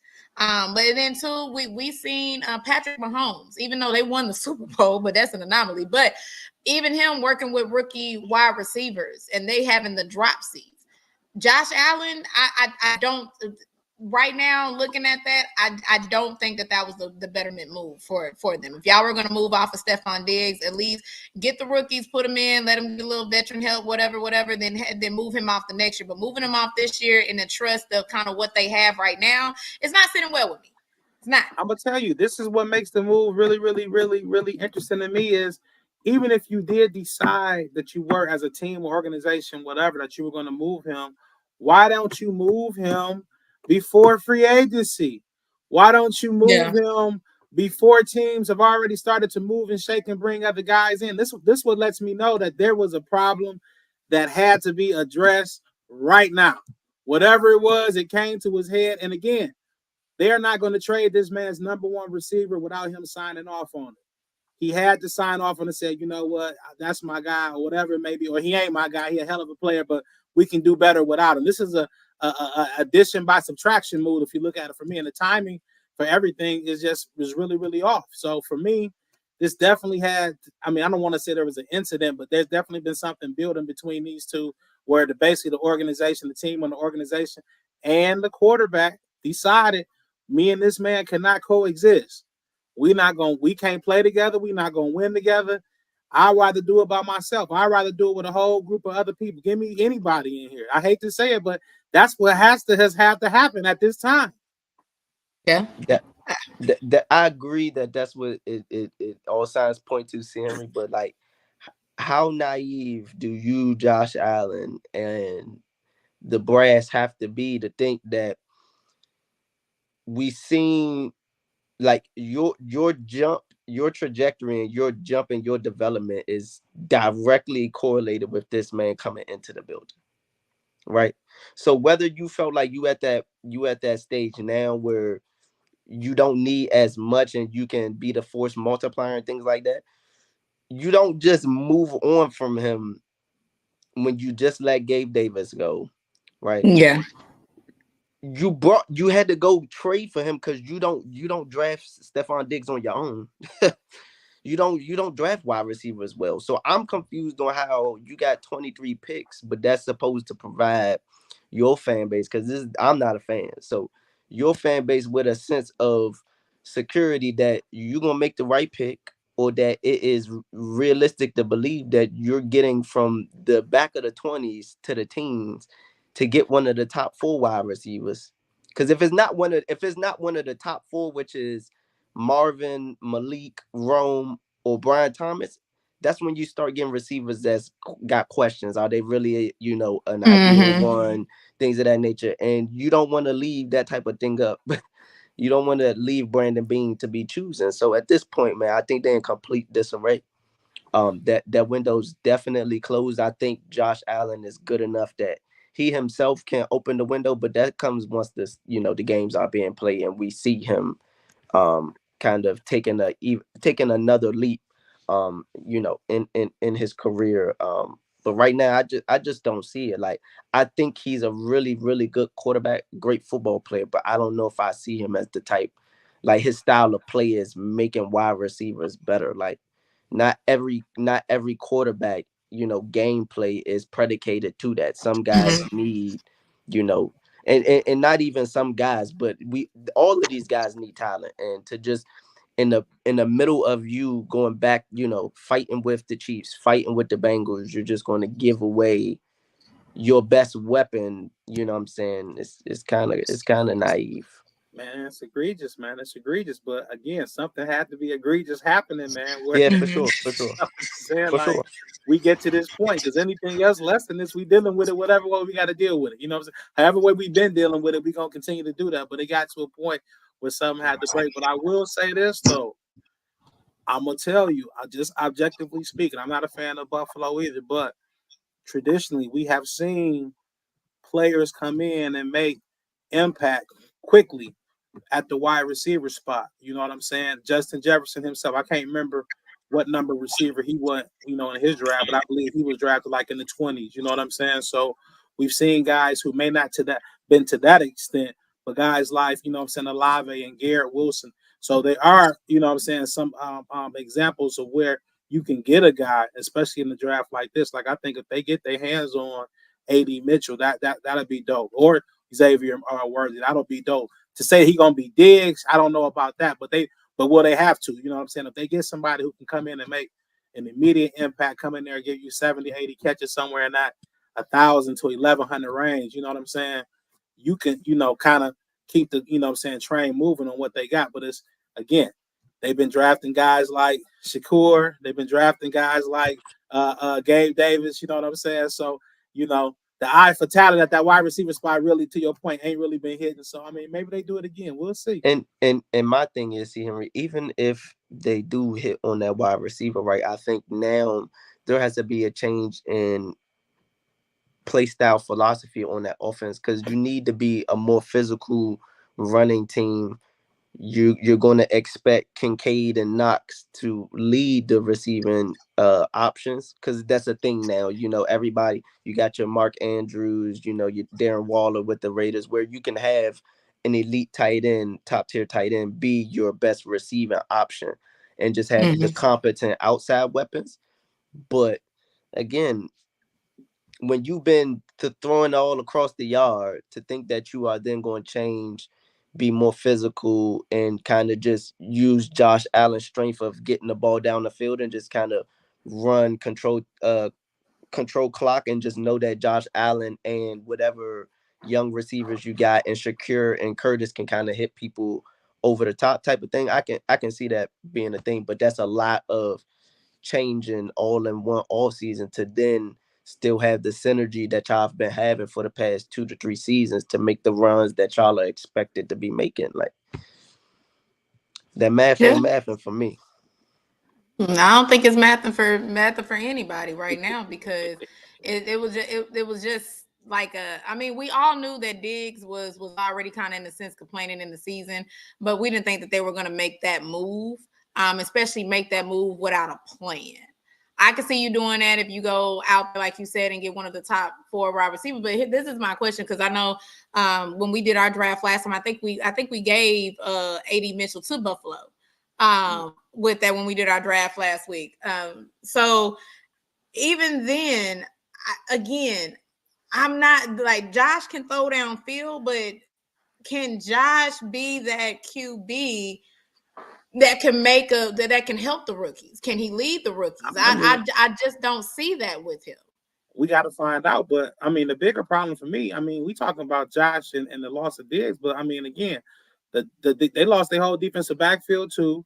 They wasn't getting no pressure on the quarterback as is. They needed a pass rusher. Yeah. They lost, you know what I'm saying? They got some decent linebacker play last year, you know what I'm saying, from Milano and the guy escapes in Barnhart or something like that. But yeah, Bernard. They need a little bit of help there too. The defensive line is a little bit of an issue. So to me, it's the whole picture. Like, after all you lost this offseason, we haven't really heard any major, additions this offseason. And then to lose Diggs, like, man, I don't know if it's close, but this year is looking real slim. Listen, man, I mean, I like what the Jets have done. I like what Miami. Before we talk about the AFC period, let's talk about, just their division. Miami on paper. If those guys, Chubb and those guys, come back, healthy off an injury, I kind of like them on paper more than I like almost calling it Buffalo right now. And I definitely like if A-Rod is, 90% of himself, I definitely like what the Jets have done. So that division is going to be up for grabs. Yeah. Yeah, I mean, look, like I said, that division is going to be all eyes on them to go see what's going to happen, especially with the Bills. Again, I'm not a fan of Didn't Josh Allen. didn't the Dolphins get in season hard knocks? It was They on there already last announced year. that. Oh, that They was were on there last year. last Okay, year. okay. Yeah. Yeah, so I'm like, did they already announce that? But yeah, speaking of the Dolphins, did the Dolphins ever address, because they done lost half their team too? Did they ever address that?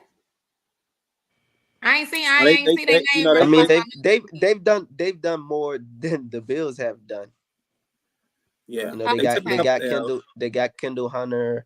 I believe they did lose Christian Wilkins, but I believe they added to the O line. And again, they lost their center too, though. They did lose their center on that O-line. They did lose the center.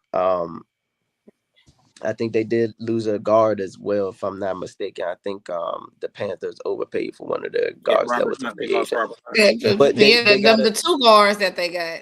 Nah, let me shut up. I ain't gonna talk about them today. Yeah, I mean, so they gotta really, get some good draft prospects on the O line, but they got much more. They got all their weapons still there.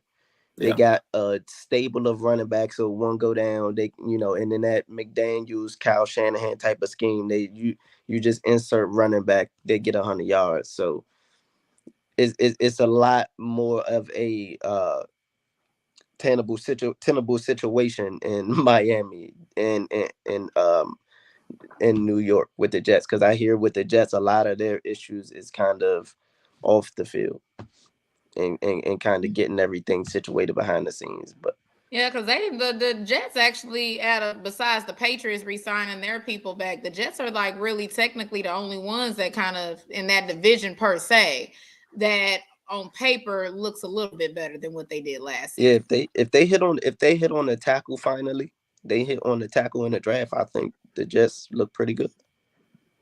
Okay.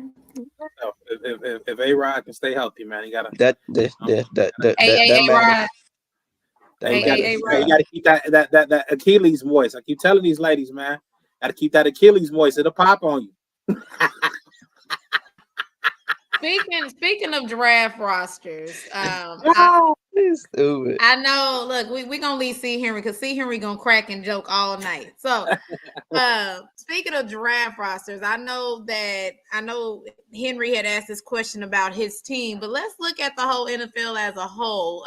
We already talked about the Texans. We just said about the Jets. Who else has impressed you guys as far as their off seasons and building the teams from the NFC to the AFCs? What have you seen so far with the off-season free agency? Which team have put together a good roster so far? You can go ahead and start, Slim, since you're a guest today.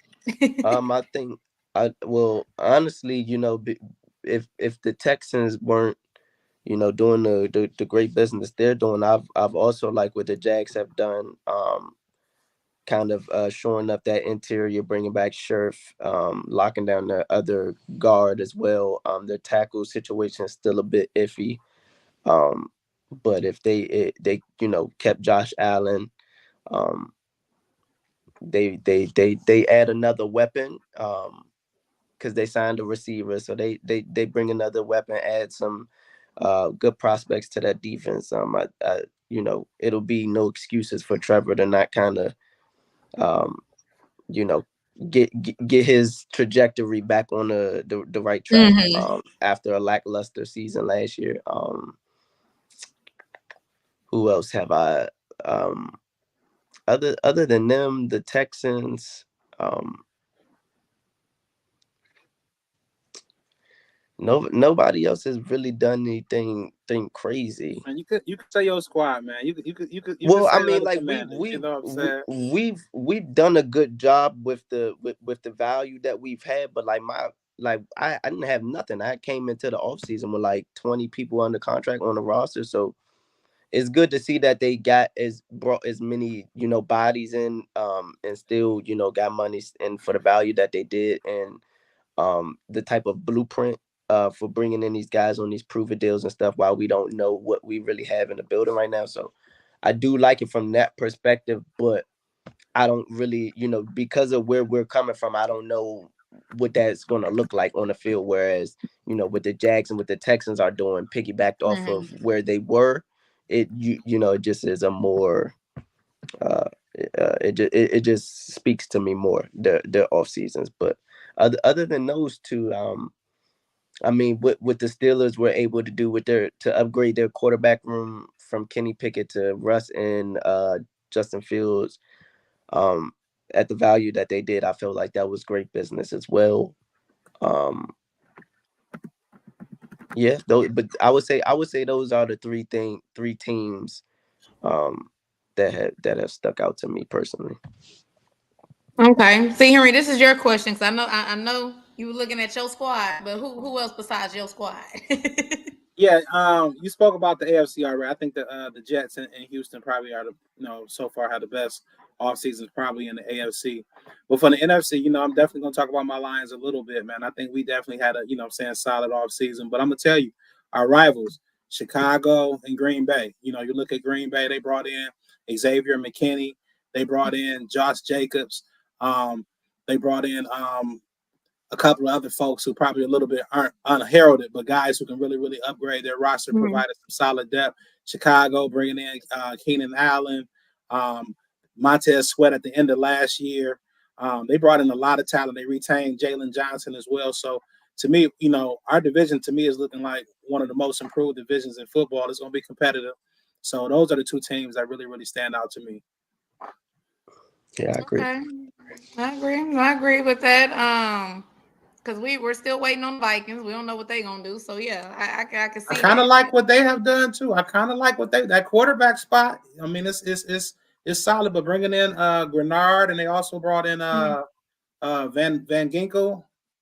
I'm sorry, the name escapes me, from Miami. That helped them in the pass rush. Yeah. They brought in the running back from Green Bay. Jones is now over there. So Aaron Jones. So that's a solid little mix over there, man. We got to watch them too.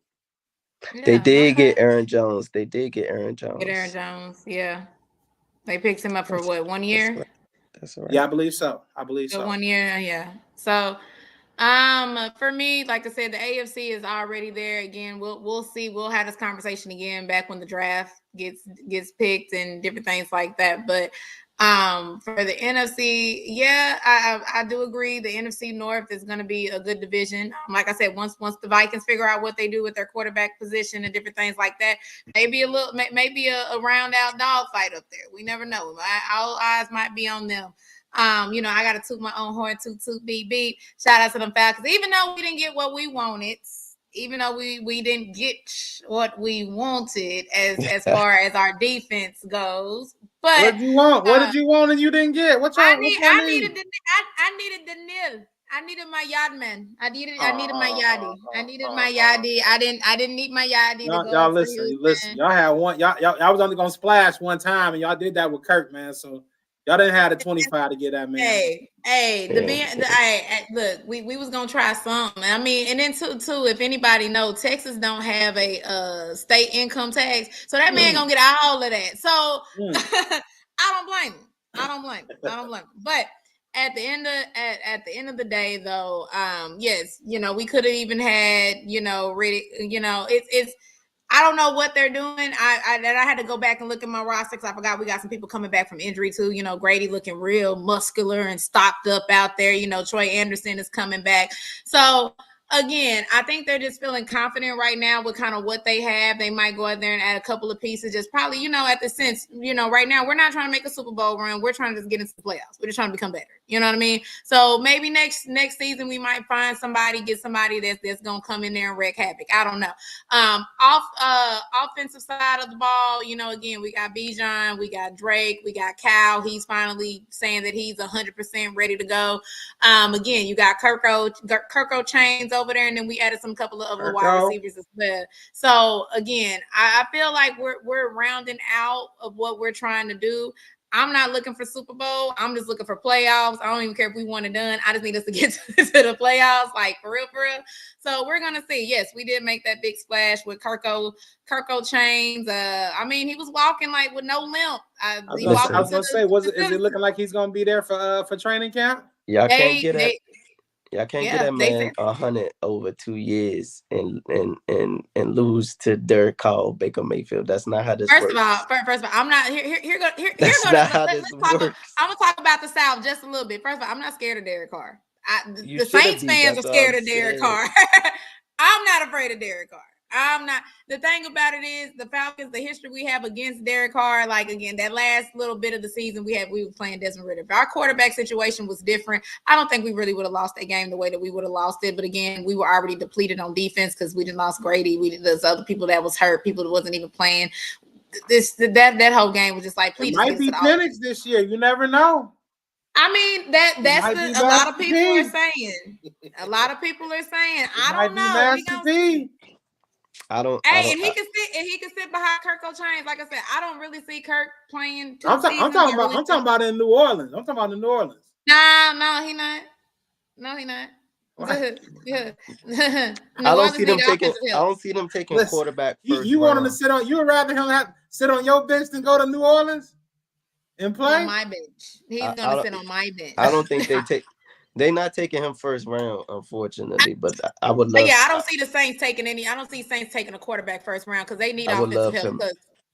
Yeah, they need that. They just one of their I think what is it? Their tackle is might be medically disqualified, so they're gonna need that help on that. They're still looking for other wide receiver help too as well outside of Olave. The whole situation, Kamara declining, they're going to be needing a running back. So right now on that offensive side, but they got a quarterback that Dennis Allen like. They're going to be trying to build on that. I don't see them going quarterback first round. I mean, they won't. They should, but they won't. Look, man, they didn't kick that can down the road for about 3, 4, 5 years. They still kicking it. They're gonna continue, they're gonna continue to kick it down the road because that's just how that organization moves. That works, yeah. There's I won't ever the Saints are one of those teams that would never do a complete rebuild. They won't do that. They'll just keep kicking the can down the road and just started going to add those pieces. You will never see the Saints kind of do like a complete rebuild. Tampa, then at that point in time, they ain't got no choice. Right now, they just gonna keep kicking the can until they can't kick it no more. Tampa, I'm not Tampa is solid, but they still got to replace some of their pieces because they lost some defensive pieces too over there as well. So they still got to replenish them. And I'm not worried about the Panthers. I'm sorry. Like who? The who? I don't know. Carolina had a team. So yeah. That's literally how the South is going because Carolina didn't messed up. They need to find a new owner. I think they need to do what y'all did and go ahead, and the owner just need to go ahead and sell because at this point I don't know what they're doing or how he's even trying to function this or play this. So yeah, we just I don't know. Carolina had a team, so that's just that. That's just the South. But I just want to throw this out here because somebody had RG3 had tweeted this and said that if the Cowboys were all in, why didn't they go out there and go get Diggs? And somebody retweets and somebody texts me telling me what money, and I said I used the gift from Friday where Smokey Mama said making enough. That's what I'm looking at, making enough. So I'm just going to want to talk about them just really quickly because of their roster and really them not making silent moves because I think they just lost one more player from the offense, their offensive team. Because I know the Commanders that went over there and snatched up some folks, y'all, some Steelers. But what are we looking at for the Cowboys right now? Especially Slim, this is your division. Like, what are y'all guys? How y'all looking at this right now? Listen. Birdman hand rub. I'm loving every second, every minute of this. You and me. I'm savoring this because this is exactly what these folks deserve. They deserve every bit of this. They think they doing something every year. And then the one year where they actually get me, and I think, you know what, this the year I'm going to actually really have to hit a mouth and then bringing in Gilmore, bringing in Brandon Cooks. Being aggressive, more aggressive than usual. But now, man, they back to the same song and dance. The same song and dance. Star quarterback, star wide receiver, and hope for the best, man. and hope Can we for the really best. say CD Lamb is their star wide receiver? Because they still Yeah. they need somebody on the outside of him though. Yeah, no. He needs help. They need a real running back. They got old boy there for Bring Your Child to Work Day in the running back room. Wait. They got old boy there, you know what I'm saying? He just there for photo ops. That's not a real running back, respectfully, you know what I'm saying? He's not a terrible player. He's a nice little weapon when you utilize him in the way he was drafted to be utilized. He's clearly not a starting or a backup or a spell running back in this league. So they have no running back. They have no number 2. They keep trying to sell us on these mid tight ends that they swear is one of them going to turn into something. They don't never keep them though. The defense, we done took 2 pass rushes from them, and they weren't world beaters. The guys that they let go, but again, you're letting go the majority of your D-line rotation. They don't draft outside of Micah Parsons, who is a can't miss prospect. They don't draft D-line well. And Dan Quinn's not there. So as much as they don't like Dan Quinn for the display he played in the last postseason game, or his handful of games against Kyle Shanahan disciples, he still had them top 5 since he been there. So listen, man, they in disarray in Dallas, and yeah, you know, it's lonely at the bottom, man. Disarray. It's That boy lonely at said the they in bottom. disarray. I'm gonna tell you what. I don't know what's going on in Dallas. They had a standstill right now. I don't know what's going on. I don't know where the money is. I don't know where the money resides because it's definitely not in Dallas. But I'm gonna tell you this though, Slim. Man, listen. The way y'all talking, the way y'all moving, everybody talking about these Cowboys. The Cowboys cannot finish in the top 2 in that division, and they cannot make the playoffs because if they do, being as stagnant as they are thumbing their nose at the rest of the division, saying, "Listen, we ain't even got to do nothing to stay ahead of these guys. If they finish top 2 in that division and go to the playoffs, man, it's gonna have to be a serious conversation for the teams that finish behind them. It have to be a serious conversation, dog. Once you finish your point, I hear you. Because if they make the playoffs, then yeah, I hear you. We doing all of this talking, and clearly they still got a good enough core. I don't believe that their core is as good as they swear it is, but that would prove me wrong. But I'm thinking it's going to be a second. It's going to be a second with like 8 wins because the Commanders get 6 or 7 and the Giants getting 4 or 5. That type of second place just means that they're finished. So what you saying is, and we're going up. They mid, but everybody else is mid. Or what we gotta ask about what you said. Oh yeah. So as in next year, like this is my perspective is more big picture. Like they are.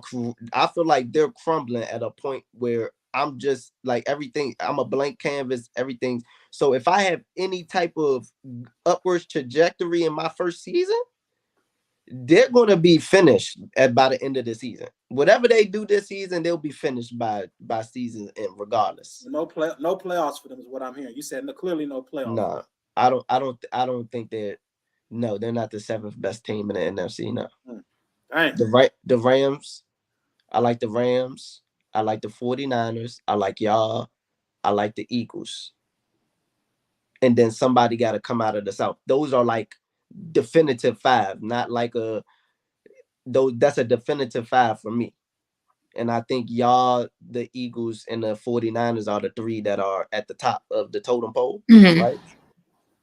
That's 5 teams. They're going to be better than Seattle. They're going to be better than the Falcons or the Bucks. Whoever comes second, they're going to be better than whoever's third between Green Bay and Chicago. Like, I doubt it. Highly doubt. I do not see them being one of the 7 best teams in the NFC. Yeah, they better not be though. Y'all talking real greasy about what they doing and what they not doing. Well, Henry, let I mean, to be honest with you, he has a point though. Like if you match up their roster, because again, we've seen them make good moves on the offense, especially the offensive line. They had a good run on their offensive line for a couple of years. They really did. They made some good moves where they made some good little motion on that offensive line where the offensive line was very solid. They picked up CeeDee Lamb. They did that. They had an okay. When Jason Witten left, that was it. I don't think they just was going to ever find another Jason Witten as far as a tight end goes. Last year, heard the rumors that they wanted Bijan, but they didn't want to move up to go get Bijan. They was just going to hope that he was going to fall possibly to them when it came down to the running back situation. So when you really look at it and kind of seeing, kind of where they stand right now, no money really like that to go make moves in the offseason. They got to rely on the draft. Do you think that they're going to pick the right players in the draft where they're sitting at to be able to do that? Because Dallas has a lot of needs. They have a lot of needs. And it's not going to be met in the draft. And typically they hit on an early pick, right? I don't think they draft bad. I don't know. I mean, they have a lot of needs, but I don't think any team is going to be perfect. You're saying you're gonna. I mean, every team is going to have some holes. Even with some of the things that they've lost, like I think that they probably need a tackle. I think they need a little bit of help on that offensive guard. They lost their center, so I think those are positions that we've seen them draft well before. Defensively, I'm saying that they may need another corner. They may need a safety. But after that, linebackers. I'm sorry, they need some linebackers, but there's a lot of linebackers out here. You know what I mean? So I don't know. We'll see how it goes. But like I said, man, everybody's talking a lot about what Dallas isn't doing. And I said, man, listen, maybe they just feel like they in a spot they don't have to do very much, to win that division. That's what I'm saying, man. If they second place or higher, make the playoffs, man, it's gonna be some conversations in that division. But if they second place or higher, and again, nobody's expecting us or the Giants to be good, right? So they starting in second by default. But we can't say that they done fell off and then say that we, what I'm saying, y'all ain't in the same. If y'all ain't in the same class as them, then how have they fallen off? You know what I'm saying? Because they've fallen off from where they've been the past couple seasons. But they've been really where they've been at. They ain't been like they've been supplanted as a playoff team for the past. If Dak is healthy, they've been a playoff team, whether they won the division or not since Carson Wentz left, right? So they should be walking into the season as bare minimum a for sure playoff team. They looking like food out here. But not with the losses that everyone said they've taken. But that's what I'm saying. So with the losses that they've had, that's what I'm saying. So what you saying that they should be playoff team, now they've taken loss, so they shouldn't be a playoff. That's what you saying. No, they shouldn't. The only way they should be a playoff team, in my opinion, is if Philly just falls off a cliff and they win. I get that. So you're saying that they can be second place, but not a playoff team. No. I think it's going to be hard to win that division. I'm sorry, hard to be. I mean, it may happen. I don't know, but I think it's going to be hard to be second in that division and not be in playoff contention. Yeah. I think you still can win 9 or 10 games. Going to probably be in that second place team. No, that's fair. That's fair. 8 to 10 possibly. And again, if they make the playoffs by any means, I will concede on this one because I don't see it, man. I don't see how 2 draft picks, because that's all they're gonna hit on at most is 2. I don't. So I'm talking about D'Angelo. D'Angelo say y'all gonna be second place. I'm assuming he's a Commanders fan. That's what I'm saying, D'Angelo, man. Raise the bar, man. Shout out to D'Angelo. Y'all got 100 M's, baby. 6 picks in the top 100. Shout out to all my fans that see double-digit wins before we got a complete roster. I love them. We set the blueprint up, baby. Trust me, I hope they right. I hope they right. Look, I'm gonna say this because we gonna kind of wrap it up with this last one here. Is with the draft, but since we kind of moving in with the draft, what have you guys been hearing? What have you been seeing? Is the top 3 still the top 3? Because I've been hearing about y'all even possibly trying to give up that second round pick. I mean that number 2 pick. And getting out of that top. So I want to know what's going on with the draft, but I ain't got much to say. I'm sitting at 8. Some of my fans want us to trade back and get more picks, but I got questions about 8, but we'll let Slim Holler talk about the that number 2 pick and them quarterbacks. Yeah, let's talk about that number 2 pick. I think the draft started at 3. I mean, technically it started with us because I think it's really a coin toss who they're going to take at 2. But from where I sit, like we're not trading back. Like, that's not a thing. That's just not how this works. Like as much as us, the fans and the media, like the theory of build the team out, drop the quarterback into a well built team. That just I don't see that like being a real blueprint that these GMs go by. Like most GMs and most times you hear when you're in a top 5, you don't expect to be picking top 5 every year. So the chances of you being able to acquire one of these highly touted prospects is not going to be often, or shouldn't be often, right? So I don't see us not taking quarterback. I don't see the Patriots not taking quarterback, but the smoke is there. The smoke is there for us at 2 as well. With it maybe being a surprise pick like a JJ McCarthy, maybe. But I don't know. I think the first trade down or trade spot is 5. Just because I agree. they have nothing there. Like, I mean, yeah, you got Justin Herbert, and yeah, you would like to not waste years replenishing, and you would like to be, going for it every year when you got that guy under contract. But like the reality is they just have not enough talent that they should be the most enticed to trade back, in my opinion. The Cardinals, yes, they need talent too, but they have a real need at wide receiver. So why would they trade back from having their pick of the litter? I don't see that happening. The Giants, there's a lot of smoke around them taking quarterback. I don't believe it. I don't think a lot of people believe it. I don't believe them taking quarterback. I definitely don't see them trading up to take quarterback. The smoke that's been interesting is the Raiders wanting to get up to 3.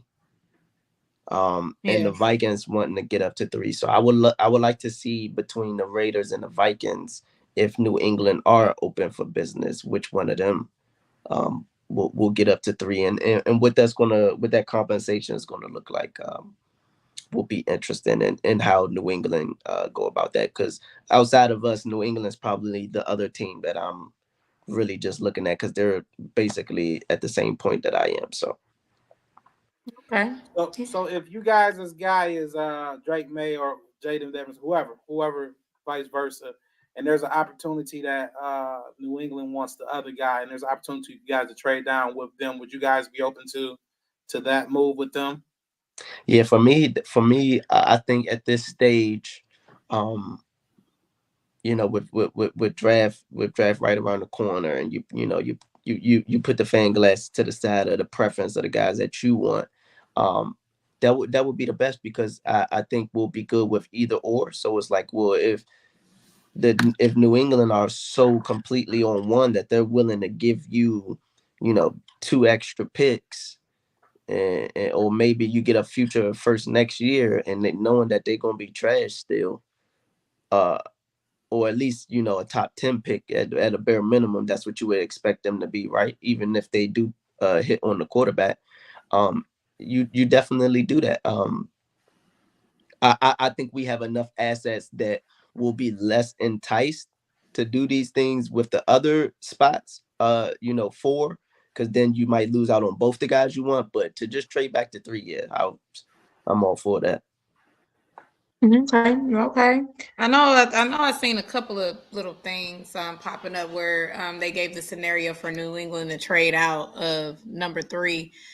And for that, so we know New England needs a quarterback. We know the Vikings need a quarterback. We know the Raiders need a quarterback. Denver also needs a quarterback. I mean, you can put us in that category right now, but I think that they're kind of more so looking towards the second round or possibly third round with that, unless we trade back and get more picks. So when it's all said and done, who do you think is going to be the one that's going to get what they need? Because again, we got 4 quarterbacks, 4, possibly 5 quarterbacks that could be taken with that. So I know we said that the Chargers are a good trade partner to be with, but that's if they're willing to trade down so far where they miss off on a good tackle, because I think their eyes is on Joe Alt right now, and I think they really want Joe Alt.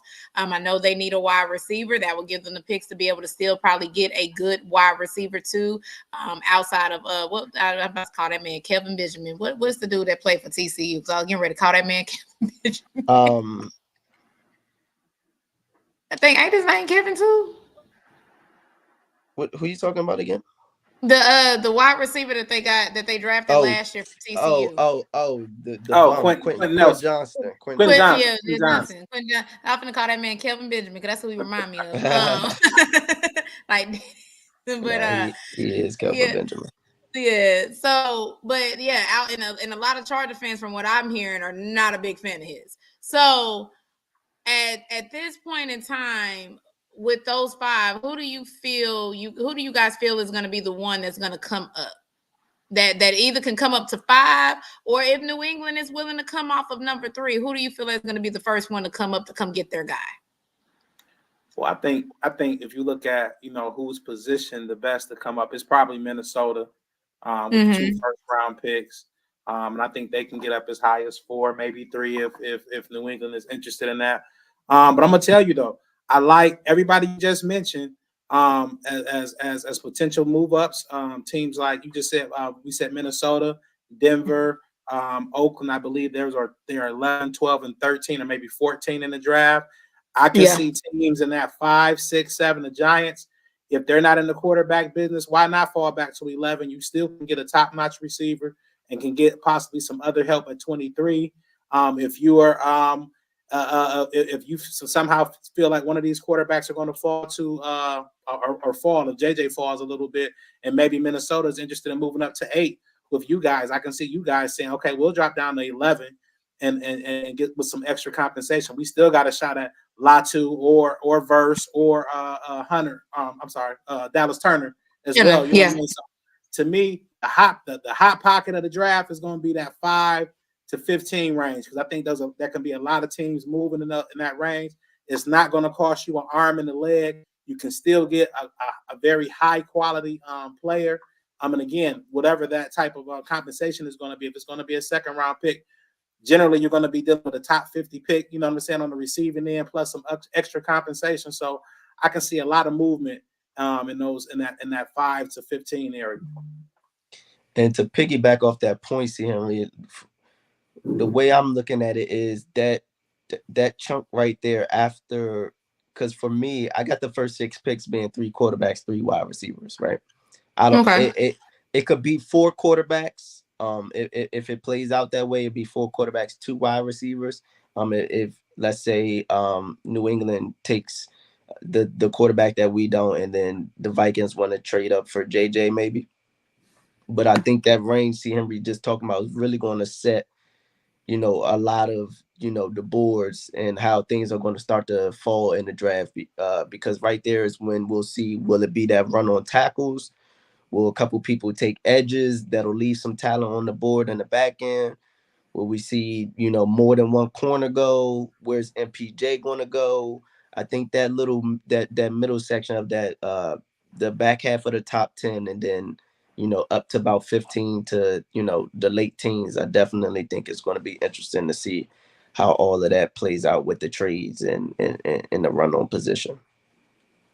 So what position do you guys think is that? Because I know you said wide receiver. I do believe that it's going to be a lot of wide receivers taken. I don't know why. Like, it just feel like because it's a deep, heavy draft, and that is one of the skill positions that a lot of people are looking at and looking towards. Besides that, who else do you guys see are needing wide receivers at this point? I know we named a couple. I know the Giants can go for a tight end, or they can go, because I don't know, is their tight end retiring? Because I know he kind of mentioned and hinted at that. Is he retiring or not? I believe he in the music industry now, if I'm not mistaken. Oh, okay. Well, if he's a rapper now, look like he's all right. So they can go tight end, they can go wide receiver. I'm with you. I really don't see the Giants really picking a quarterback when you still got to let Jones's contract run out. I mean, if they can fall for one next year, or I can see him drafting one in the later rounds kind of let them sit and see what you guys can get. But I'm like, y'all just lost Saquon. Y'all lost that, and wide receiver wise, y'all need some help. So I mean, I can see them trading back, but who's the first wide receiver? Well, besides, I really feel like Marvin is going to the Cardinals. Besides that, who other teams do you see are going to really kind of make that jump to go after those top wide receivers? If the Chargers stay at 5, I'm of the mindset that it's a wide receiver, not a tackle. Mm-hmm. I think they got one good tackle.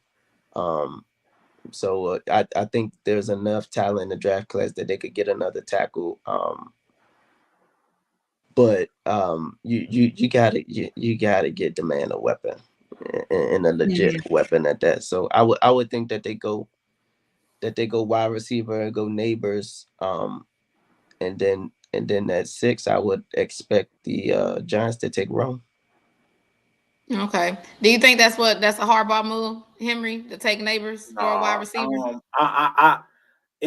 You know what? Maybe if they didn't take Quentin Nelson last year, and I know it's not his pick or what have you, I can be on board with that. But I think he's gonna go the lineman, and the reason why is because it's a deep class for linemen, no doubt. But you're not gonna get a Joe Art at 37 or 40, whatever they pick again. You know what I'm saying? So to me, even if they fall down, to be in that Olu conversation, that Troy Fautona conversation, I think those guys bring a little bit more value. Again, if they trade down and get the 2 picks, then we can talk about, maybe leveraging Rome or Neighbors out of 10 or 11 if they fall that low to get one of them and then get an alignment. But I think they're going to get alignment, and I think they're going to get multiple wide receivers in this draft. They got a couple guys I don't think people talk about a lot. Jalen Guyton was a solid receiver. I mean, they got one other kid who was also solid as well, Quentin Nelson. I think they're going to delve into the pool there in I almost said San Diego, in LA. But I think they go later in the draft. I think they try to solidify that offensive line. They did bring Greg Roman over as well. Yeah, it's going to be kind of ground and pound a little bit. But again, I think Indianapolis could be possibly in play for a receiver. We know Buffalo could be possibly in play for a receiver. Kansas City could be possibly in play for a receiver. Ain't no possible. They in play for a receiver. You know what I'm saying?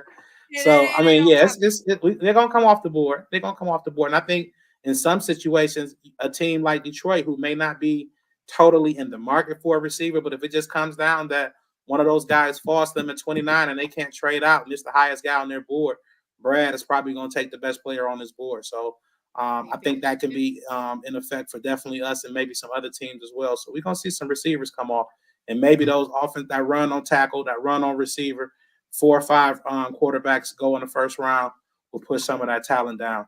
You guys think Bo Nix makes it in the first round? I'm seeing him on some mocks going super high. In Denver, we talk about Denver. They don't have a second round pick, so it's going to be kind of hard for them to move up. So, I mean, I'll be honest with you. It really just depends on how desperate the teams are. Like I said, we got what you might as well say we got 3 teams back to back that actually really needs a quarterback in this situation that can move up. It really depends on the desperation. At that point in time, if they feel like, look, I can go get it. I mean, I know, Slim, you shaking your head. I'm not a Bo Nix fan. I don't care what he did at Oregon. I'm still looking at that film from Auburn, honestly. So I again, yes, he played better in Oregon, but it's kind of hard to find a system for him because you can tell that he's not used to a pro style offense. So we again, we're gonna see, but I wouldn't be shocked. I honestly would not be shocked. Surely Denver is not that foolish that they will move on from Russ in a manner. You got Sean Payton that's a head coach, and a lot of I get people, they're not a fan. But you got Jared Stidham, and I don't know who else over there though. I mean, who else over there? Yeah, but like reaching for Bo Nix in the first. You don't have a second round pick. That's fine, but you can trade up into the second. You can take a quarterback in the third. What you gonna trade that's worth it down again? Are you gonna have to trade next year's first? You gonna still end up giving the first? up one way or the other to get to that second round pick, you're gonna have to give up that first next year. It may be possibly, but listen.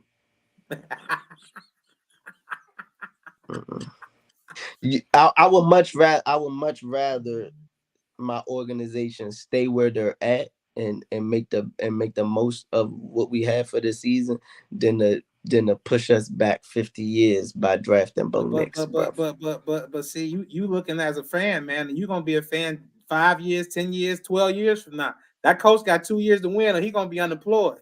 Yeah, he ain't gonna have no fandom no more. He can take all his drip and he throw it in the won't trash. have 2 years. He won't have 2 years if he draft Bo Nix. He can take all his drip and just throw it in the trash, light it up. He ain't got no loyalty. When the checks stop coming, the loyalty stops. You know what I'm saying? He got a closet full of other drip.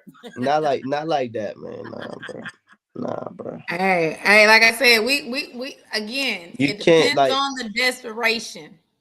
Maybe somebody trying to trade up to your spot and get a player. Maybe you can trade back and acquire that second, bro. But like, I mean, it sounds like some Broncos stuff to take Bo Nix. If MPJ is on the board and I'm hoping that Penix is their guy.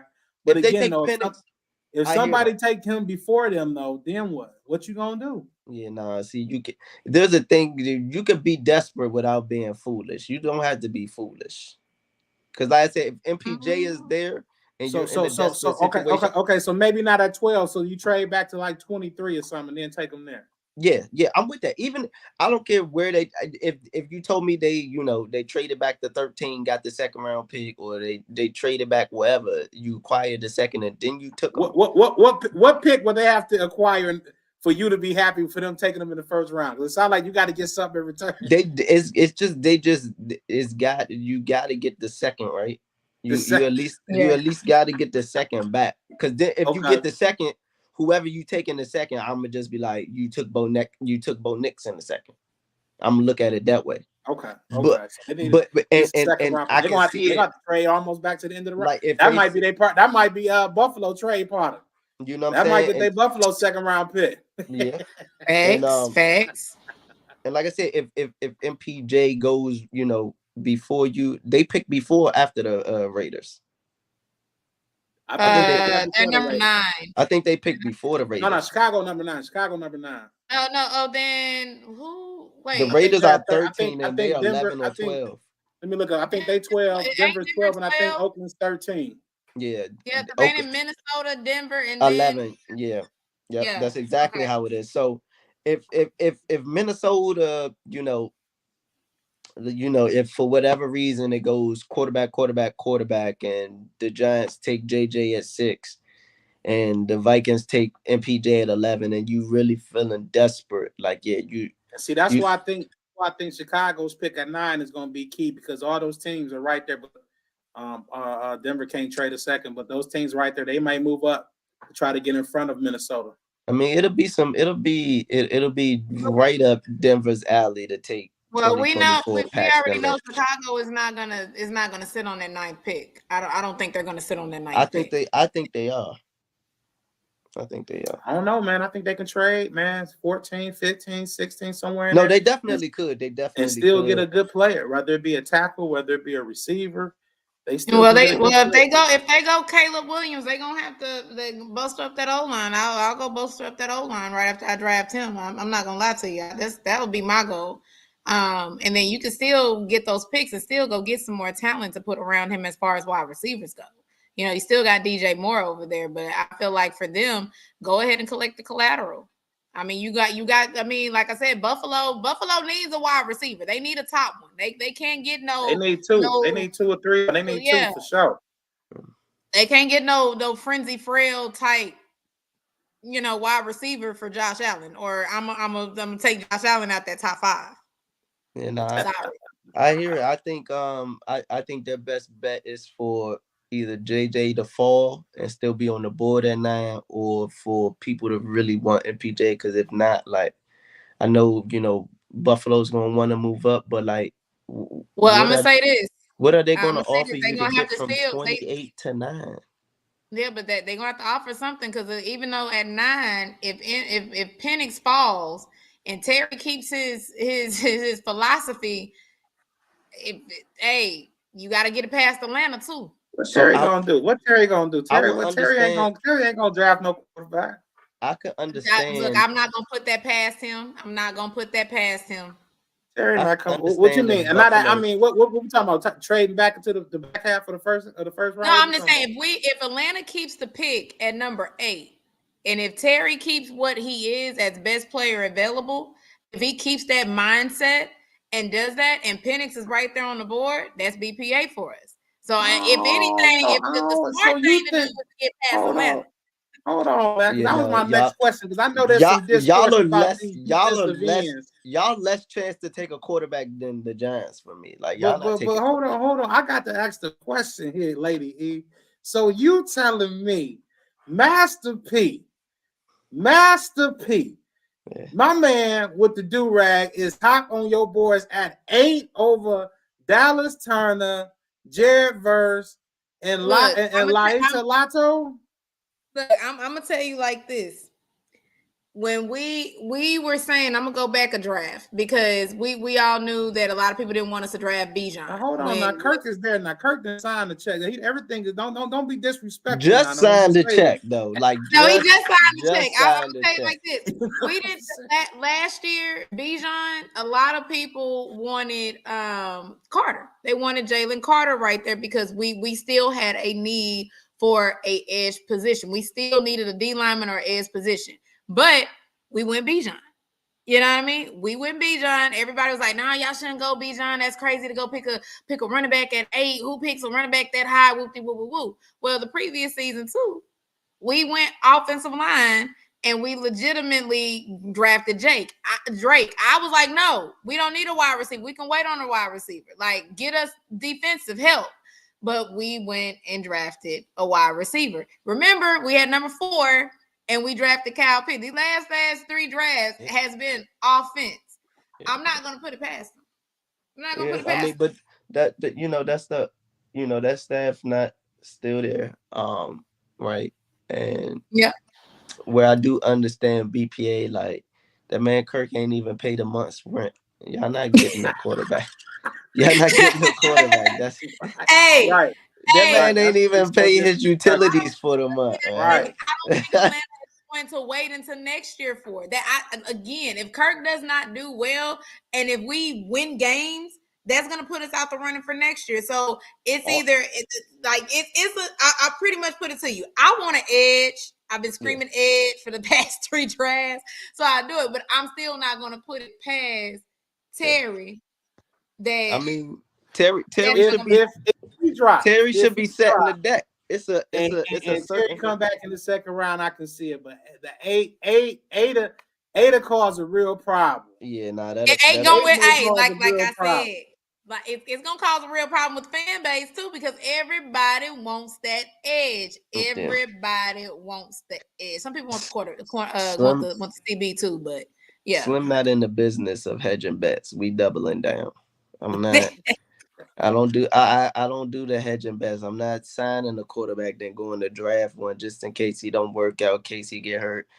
No, not in the first. Not in the first. I understand. I can see it later. I mean, yeah. I can understand. Not in the first. Not with the first. A Jordan Travis, Michael Pratt, somebody. Hey, we ain't doing Travis, and Spencer. I'm gonna be honest with you, like, if round 2 come around and he's there and they feel, like they strong enough in their belief that he's the guy of the future, I'm not mad at that. Yeah. You know what I'm saying? But you got to go out there. You can't. You got to still win this year, though. You can't be, kind of messing around. Picks, You know what I mean? You got to show some development, because y'all are what, 7-win team too, right?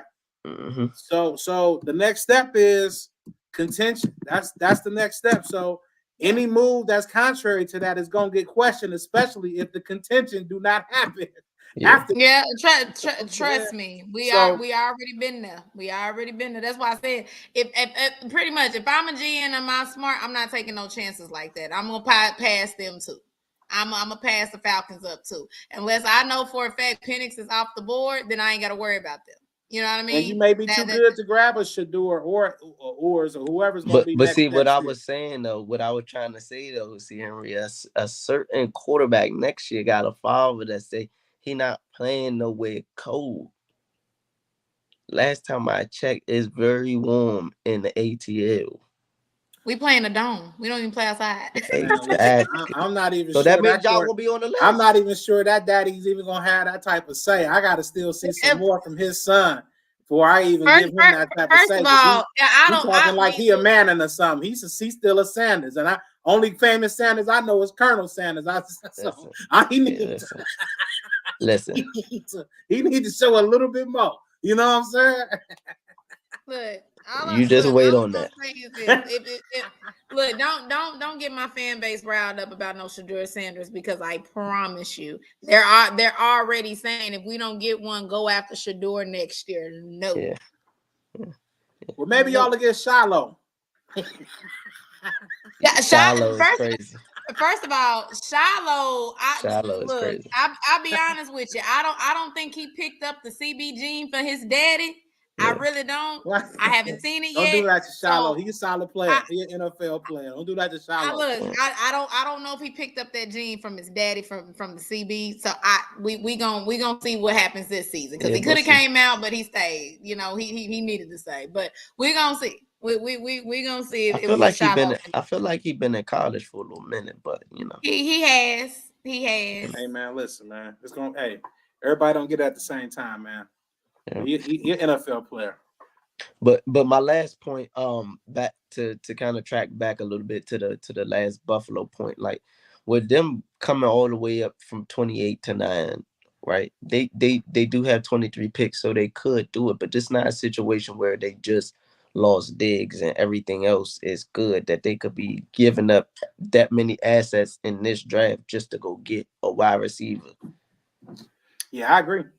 You know what I mean? Agree. Like I can see them to hold them picks and do the best they can with them, and hope for the best. You know, and there's some gold to be found on day 2 and day 3. You know what I'm saying? They got to make them picks work. Might be some better gold than the first round, because some of them players somebody gonna fall. You know what I mean?